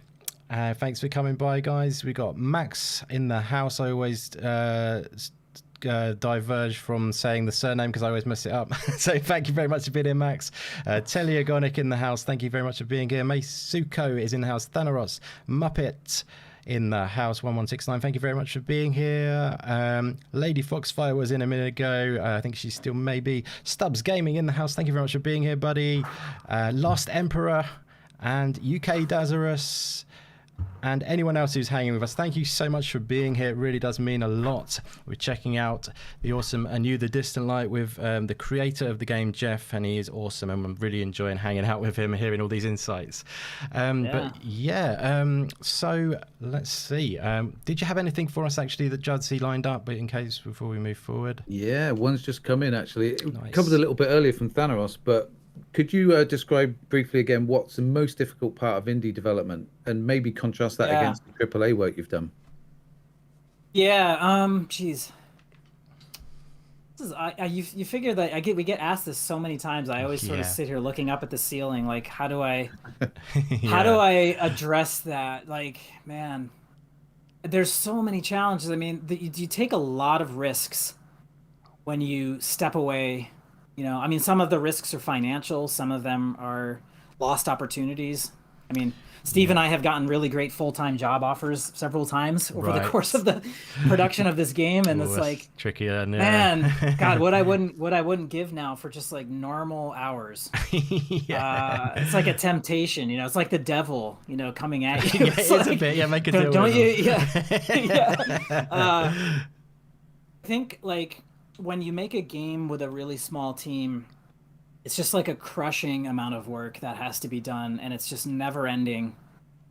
And I think just sort of like having the fortitude and the discipline, I think, is what it comes down to just sort of like wake up in the morning and just sit down and say, I'm going to just do this no matter how how much I don't want to do this today. I'm just going to sit down and do my work. And the funny thing is like, once you start doing the work and you become disciplined and you schedule your time, all of these great things start to happen. Like, you realize that you can actually do it. Yeah. Even if it's not going to be easy. When you actually just sit down and start doing it, things start to happen and come together, and doors open, and people see your work, and, you know, you grow as an artist or as a programmer, as a designer. I mean, I'm not the same person I was when I started making this game many years ago. So I think like just managing the workload and managing all of the different jobs you have to do, you know, to get the job done. Yeah. That's a really interesting answer, actually. I'm going to ask a quick follow-up on that, and then I'm going to get to Dave's question. By the way, he's Teleagonic in the chat because I can't say his name.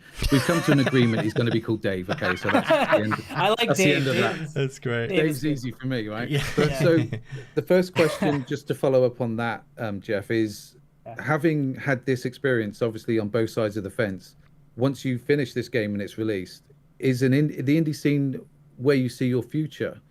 And then I'll come back for a quick follow-up from Telegonic. Good question. Still on my questions. That's a great question.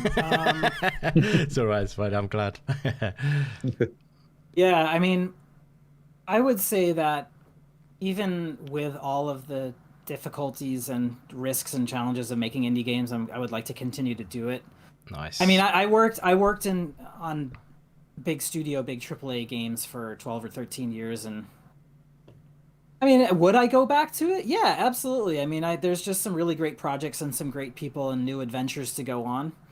But I mean, I think if we have any degree of success with this game and we're lucky enough to continue to keep making indie games, yep. I would love to keep doing it. I think we just need to hire people to help us. Sure. Basically. Yep. And I mean, that's another huge challenge for first-time indies, is like, you just don't have money to hire. You know you need to hire people. Yeah. Clearly you need help. But like, who's going to spend 7 years working on a game with a family and not get paid? Well, like with the promise of like a revenue share or something. There's very few people who are willing to do that. So yeah, I mean, Steve and I have already said, like, yeah, we want to keep making games, but we're definitely going to need to bring on some really great people to help us so we can like not lose our minds, you know? Absolutely, yeah. No, that makes sense. Definitely, the game is well worthy of of doing that for you, of being successful enough to keep you going. In my opinion, I just really hope it does. So everyone, get behind it, please. Please support Jeff, because it's you got to get like each one of you has to get 1,000 people to wishlist their game on Steam. Most definitely. Oh man. Yeah, but yeah. So Sorry, go ahead. Sorry, Ian, I was just going to say, I've actually got another question relating to the team size, but maybe that can wait. We want to get the guys in the chat as well to get their questions. So, Telegonix question, I'm just going to keep saying it until it sounds right. So, his question is about the end game. Is there any type of end game, for example, for upgrading and things like that? Yeah, I mean, you can. There are certain, you can max out your abilities and your weapons for sure. We have like a currency in the game, and you can see that in the demo footage. It looks like you just flipped your car. Oh, sorry, over. that's me cutting my bad bit out. No, that's fine. You noticed it, did you? You know you can edit these videos, didn't you? You didn't have time to edit. Yeah. The last time I streamed it, I finished it, but this time I was rushing actually earlier on to get a little bit of gameplay for tonight. I'm not sure I believe you now, to be honest, on this performance, but I think he brought some like 7-year-old in off the street to play. Yeah, exactly. I was gonna use your stream or something, Jeff, and put it on there, but I thought that'll be Inception or something, wouldn't it? I know, that's okay.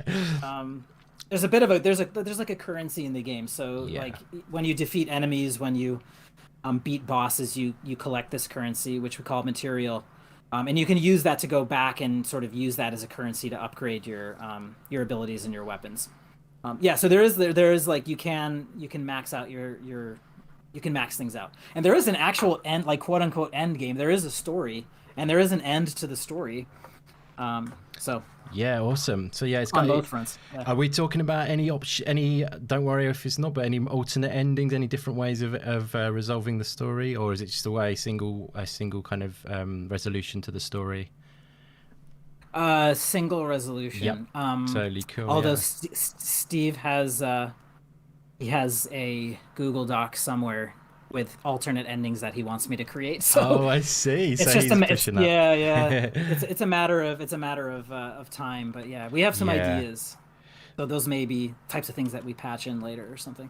That sounds. Currently, we cool. have one definitive ending to the game. Yeah. Yeah. No, that sounds interesting. Another thing as well. Sorry, did you finish there, Juds, or? Yeah, that's great. Thank you for the answer. I just got one quick one, a sneaking for Meisuko, and this is around difficulty and accessibility of the game. Is it one set level, or is it the different systems and difficulty levels within the game? We do not have any kind of like difficulty option or difficulty slider right now. I'm glad about that. We're hoping that, and this is, this is also, to be fair, watching your no, it's real. No. Don't you worry about me. You come back when you've finished Hollow Knight, sir.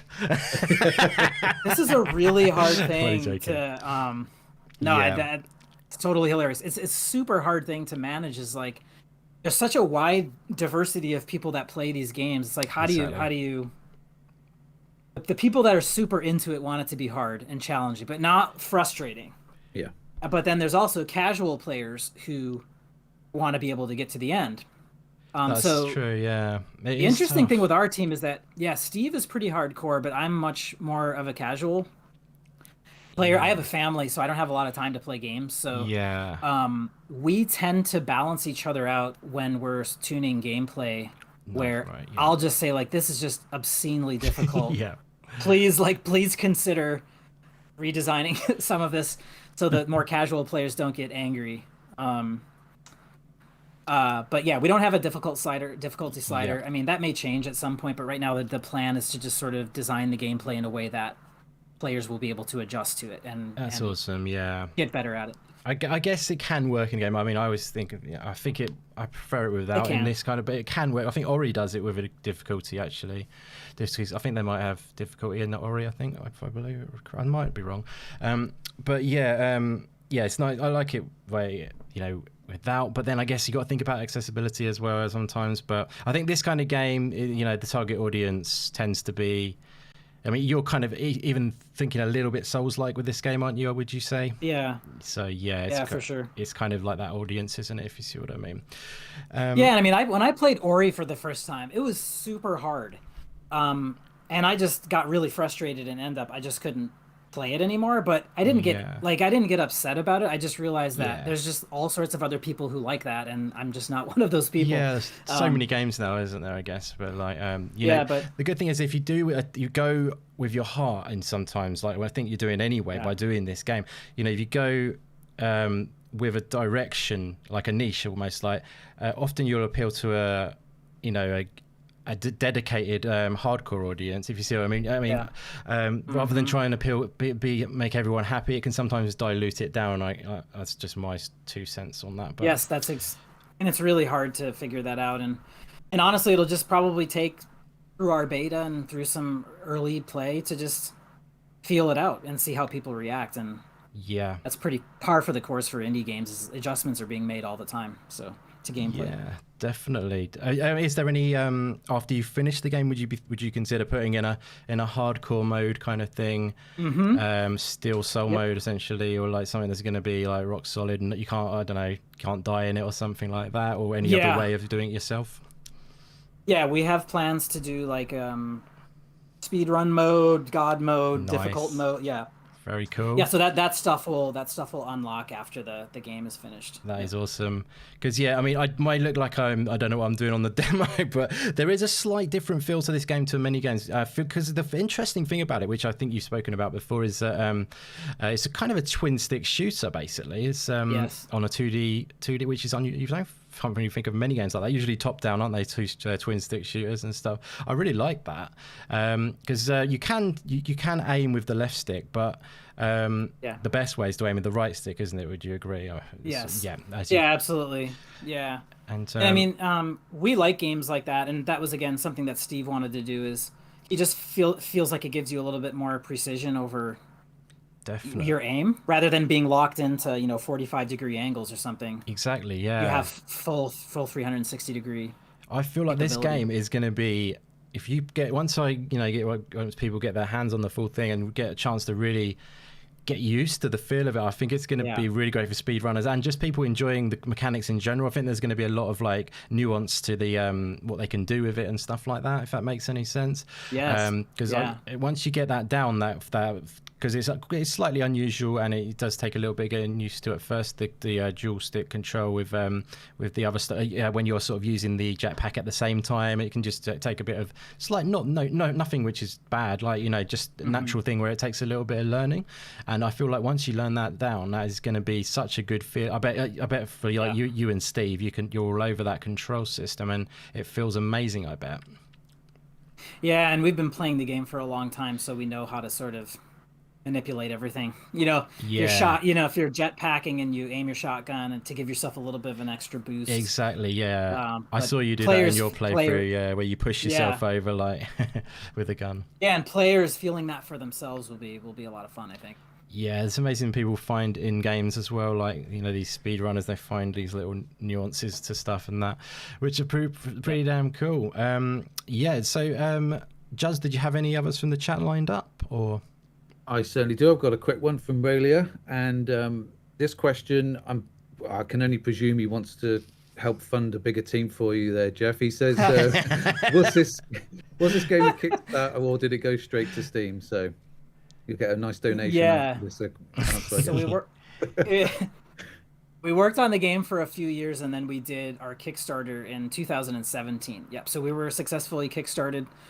It wasn't for like a tremendous amount of money, but it definitely helped to pay some of our bills and to bring on, a contractor to help us to, get some really great music for the game. But yeah, you can't. I mean, we made like $37,000. Obviously, you can't make a game for that much money. Yes. But that's a whole other conversation. Is like the realities of crowdfunding these days. Games that have like storied pasts, studios that have released games in the past and go to Kickstarter can kickstart for millions of dollars, but games by people that it's their first game, or you're unknown, it's really hard to raise a lot of money. Absolutely. It's pretty tough, but yeah, we were kickstarted, and then we've just been working on the game. It's been financed from Kickstarter, but like mostly from our own checkbooks. Yeah. You know, So you've and, essentially gone full time at the way you're working on it, and I believe you said you have another job on sort of yeah. teaching animation, is it, or something at the university? Yeah, so Steve is full time on the indie game. I see. Yeah, I am. Yeah, I teach at the University of Notre Dame, so I'm a college professor. That's what pays the bills. That is cool. That's been something that's keeping you going a little bit then. Oh yeah. So I love teaching, and it's a great place to be. And I teach my students about animation and digital production and sound design and animation history. I teach a course on animation history. Awesome. Yeah, so that's for me. That's my main. That's how I put food on the table. Yeah, no, definitely. I mean, it must be hard for time managing everything as well. I bet it is really hard. Yeah, having a family and having a couple simultaneous careers is not easy. But absolutely, we're gonna ship this. We're gonna ship this damn game. Yeah. So let me just ask you then, as you've alluded to it. I know you probably can't say, obviously, very unlikely. You may have something in mind, but we've got 2021 as a release window now from you since April. I think you confirmed that.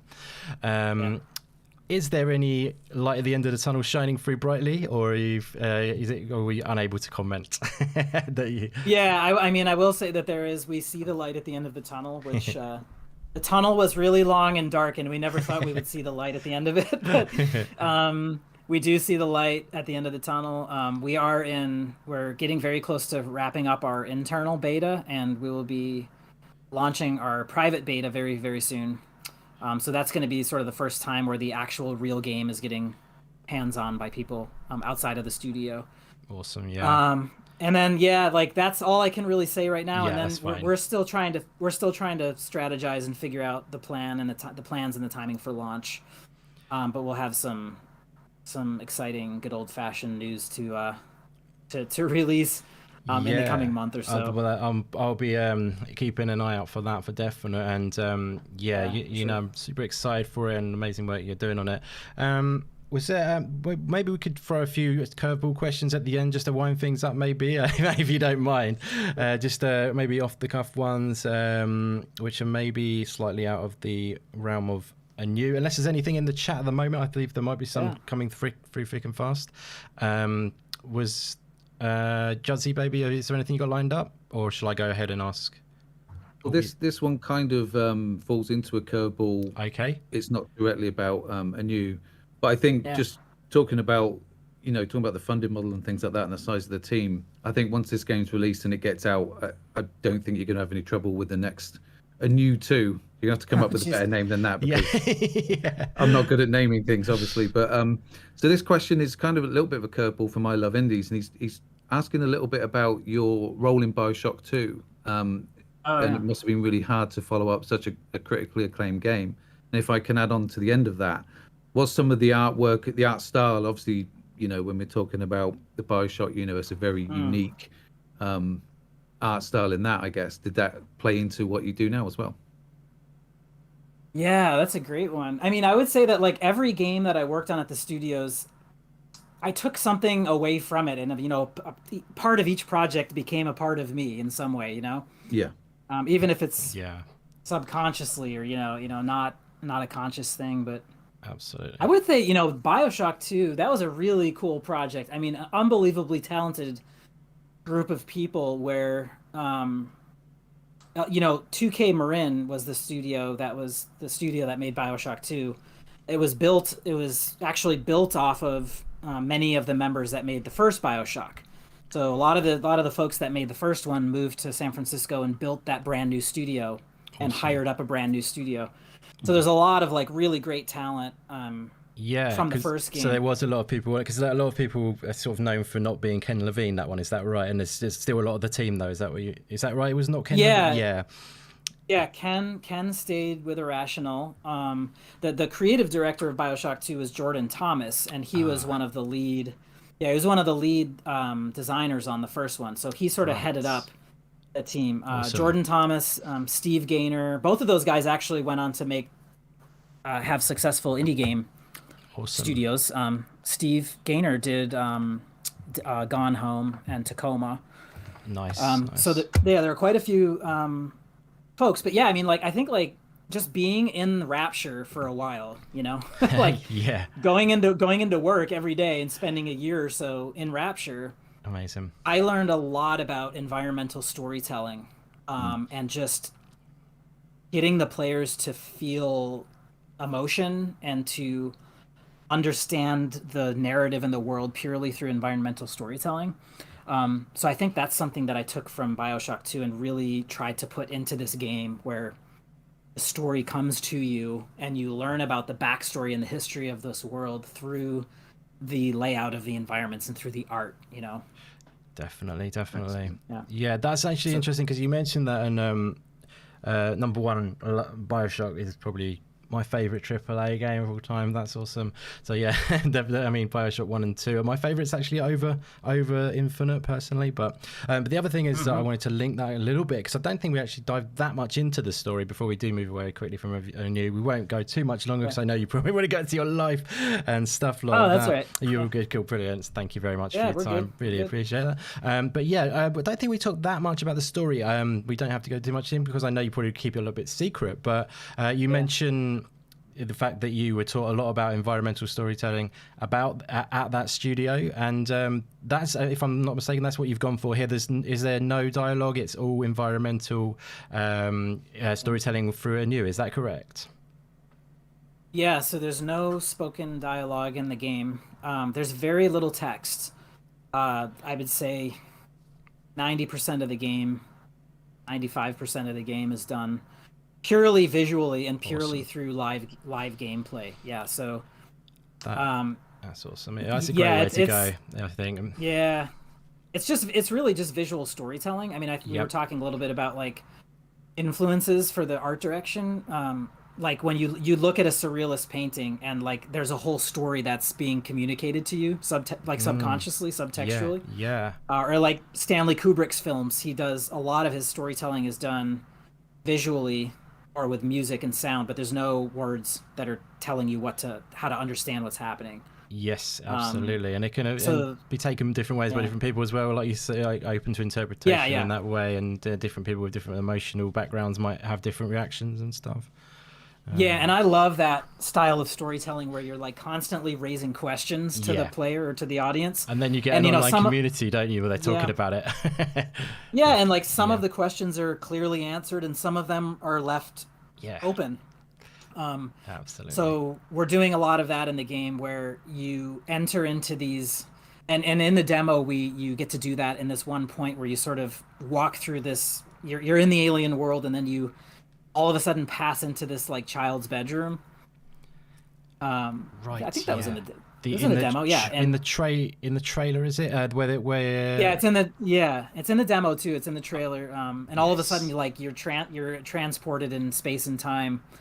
And there's all these surrealist elements happening, and so that's where the story kind of takes place in our game, is you are able to play through these spaces and actually explore the story in real time to figure out what's going on. That is awesome. Yeah. So is that linked to the part where you're in this? I think and you plant this sort of pod, and it grows like lush sort of greenery. Is that the part? Not I don't know what's a better way to phrase. Sorry.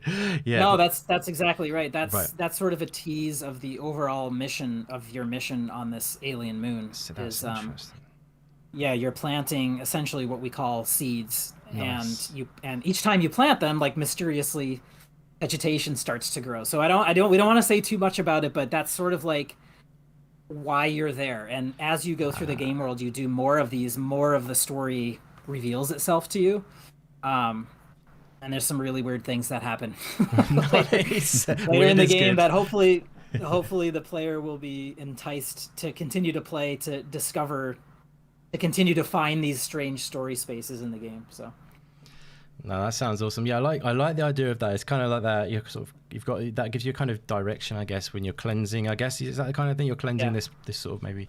I don't know if there's anything bad about the planet, like gases or anything like that you're trying to do or anything, but there's some sort of direction anyway. I'll find out, I'm sure, and I can tell you would like to keep that story to nice and tight, which is great, I think. Yeah, we're gonna let people figure it out. Yeah, it's going to be super interesting, I think. Yeah, can I just ask you a bit of like a general question? And feel free, Judd, to line up anything for after this. But yeah, I just wondered what your thought on how things are going for the independent gaming like community in general. Like, as in, how do you feel? What do you think of how indie games have come on, that sort of like the indie game world, how it's being received, and all that sort of thing? I was interested in that, curious about that, like your general feelings about the whole thing. Obviously, you've taken the plunge into it, so maybe you felt like it was a good time for it to be done. But yeah, I'm just interested to know what your thoughts are on that. That's a great question. I mean, I think overall, the quality of indie games continues to get better each year. I mean, it's hard now to even look, some indie games, you look at them and you wouldn't know that they're being made by very small teams. Absolutely. So the experience of playing indie games is just keeps getting better and better for gamers, for players. So it's like an amazing time to be someone who loves to play video games, because it just keeps getting better and better. And I personally think that indie games are really like where the real creativity, where the boundaries are being pushed. Absolutely. And the rules are being broken, and all the really interesting things are happening in the independent game space. That's not to say that like AAA, like big multi-$100 million AAA projects are bad. Because there's a place for that. There's still a lot of fun to play, and there's big production values, and it's sort of like that big Hollywood experience. But there's just like so many amazing things, like creative things happening in indie games now. Most definitely, I couldn't agree more. Yeah, it's kind of like the problem with the AAAs is it has to sort of be tried and tested, doesn't it? They have to do something that's kind of like they know is going to work financially or whatever, and then you've got indies. They have to just they've got the freedom to do pretty much what they want, and you get some very much out of the box experiences for sure.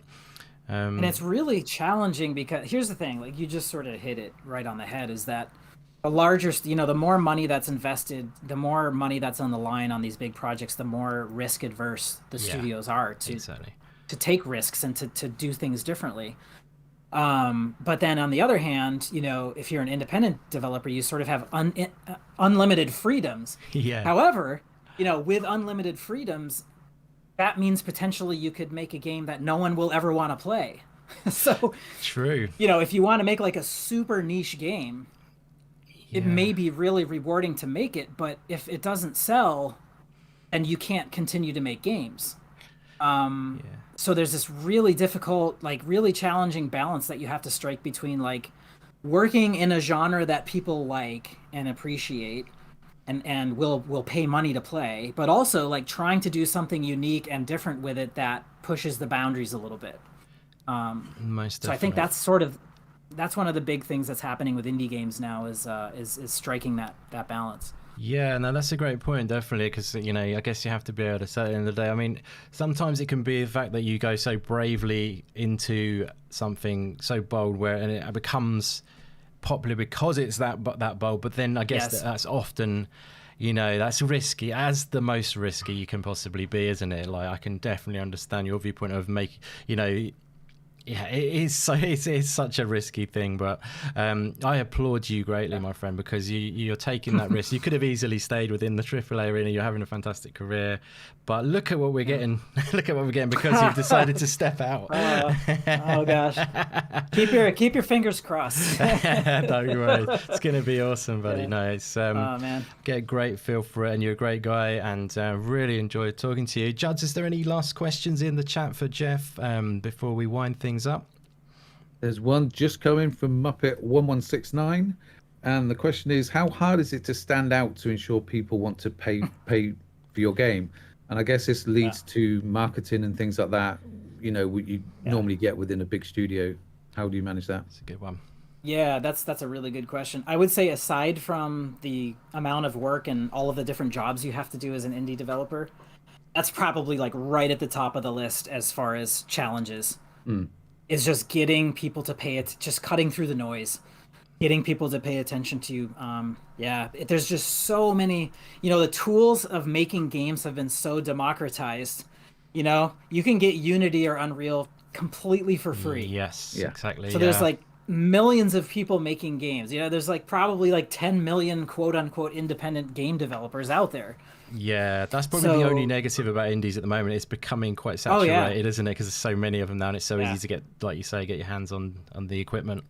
But yeah, and I mean, each passing year that we've worked on this game, the landscape for indie games has gotten tougher and tougher and increasingly saturated, because there's just so many more people making games, and Steam is just literally flooded with games. So yeah, I mean, something that it's hugely difficult. And I mean, I think if you asked any indie game developer who's successful or has not had a game that has sold very much, they would probably tell you the same thing. It's like, it's very, very hard to get people to pay attention to you, because you have to just do something unique. You have to do something, whether it's visually or with the gameplay or gameplay systems or mechanics or the story. You have to do at least one thing in your game that has never been done before. Yeah, that is true. Yeah, 100%. And it's very, very hard to do that, because like I said before, once you go down the road of doing something different or unique, it just takes so much time and effort and thought and patience, that. Yeah. Yes. It's true. I think, I suppose, the good thing about your game is it does have it, like I've said many times in this interview already, is the unique, the word comes up quite a lot, and I think that is definitely one thing that it is. It's definitely unique in an awesome way. I definitely feel like you stand apart from, the crowd, and you do have your own identity within the game. But like I say, the beauty of it is you have that identity, but you also have that comfortability factor, where people who are in that Metroidvania genre alongside those games, people are going to feel comfortable diving in. Oh, it's a Metroidvania, I'll give that a go. I enjoyed Ori, I enjoyed Hollow Knight, I enjoyed Axiom Verge, and then it's the new one on the scene. Anew The Distant Light. It's going to blow up, be bigger than Hollow Knight, be bigger than Ori. Oh, man. But you know what I mean? I'm knocking on wood. I'm knocking on my desk right now. I really hope it does super well for you, because you really deserve it. And we appreciate that. I'm really excited for it personally, guys. I hope you guys in the chat are really excited for Anew. I hope you've enjoyed today's chat with Jeff, or listening and participating as well. You've been amazing in the chat as well. But yeah, I think we're probably going to wind it up there, because we've been a little over 2 hours already, and it's been such an awesome time. I want to say the biggest of biggest thank yous to Jeff. Jeff, he's been amazing. What a legend, though. You're really laid back and chilled guy. You've got the kind of career where you could be, this guy who looks down on people, but you're so not that. You know what I mean? Oh my gosh, please let me know if this ever becomes successful and I turn into a jerk. Please let me know. Okay, no worries. I give you permission. I'll cancel the pub crawl if that happens. There you go. I don't want that to happen. So we'll just have a new sponsor, and it'll be fine. There you go. Brilliant. But thank you so much for being on today, chatting with us about your awesome game. Thank you for having me. Wow, no, my pleasure to have you, and hang with Judd as well. Would you like to shout out where they can find you? I know I've got links everywhere and down below, but would you like to let everyone know where they can find more information on Anew? Yeah, sure. So that would be great. So our website is just anewthegame.com, ANEW thegame.com. Facebook, Twitter is just @AnewTheGame. And you can we're on Discord as well, and you can find our Discord channel sort of plastered all over our social media and our website. And then we have our Steam store page is up and running. If wish list us, we would appreciate that greatly. Share us with your friends, get them the wish list, and it really does make a huge difference for developers who are nearing launch. The more wish lists you have, the better you're able to trick the Steam algorithm into getting your game on the front page. So absolutely, that's what we're trying to do right now. Yeah. That is awesome, my friend. No, thank you. Definitely do that, guys. Please do that. Because you know, like Jeff said, it does really help. There's so many games on Steam, and you know, before I bought my PC and got into the PC world, I did use Steam just as a way to track games as well. So if you know, I don't know if that helps or not. That might be counter to what you actually want to do. But I've used it as a way to track games and just keep them wish listed, and then maybe when they come on console later, you've got your eye on it, sort of thing. But yeah, definitely if you're on PC though, get it wish listed on Steam. It helps to you know, get these awesome smaller games, which you have to have a lot of fight against the bigger games, and you know, maybe the AA games as well. It helps them to rise up in that algorithm of the competitive market of Steam. But yeah, no, it's an awesome game. Definitely check out the demo though, guys. So via the Steam link below, you can download the demo of Anew The Distant Light and play it for yourself. And yeah, I highly recommend doing so. I think Raylia said he's going to check out the demo, so that's awesome. All right. I hope hope you enjoy it, buddy.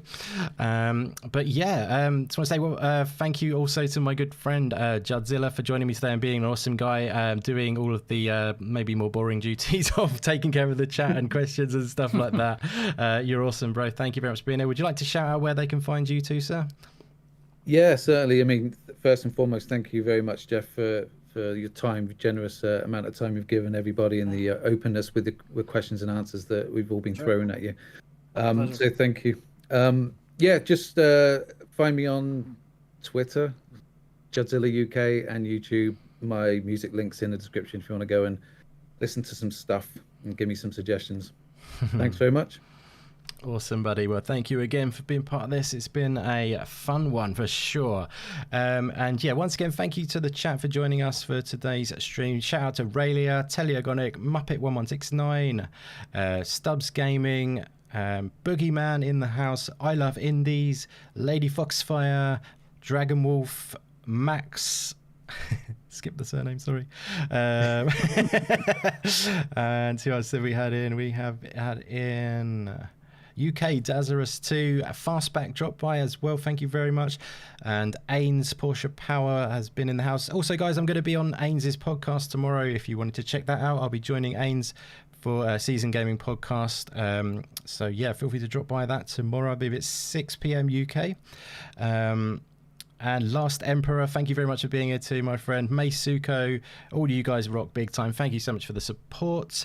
Like I say, I hope you enjoyed Anew The Distant Light and you know, finding out about the game if you hadn't already. But as well, Jeff has been such a legend, and you know, we've bombarded him with questions. We've bombarded you, my friend.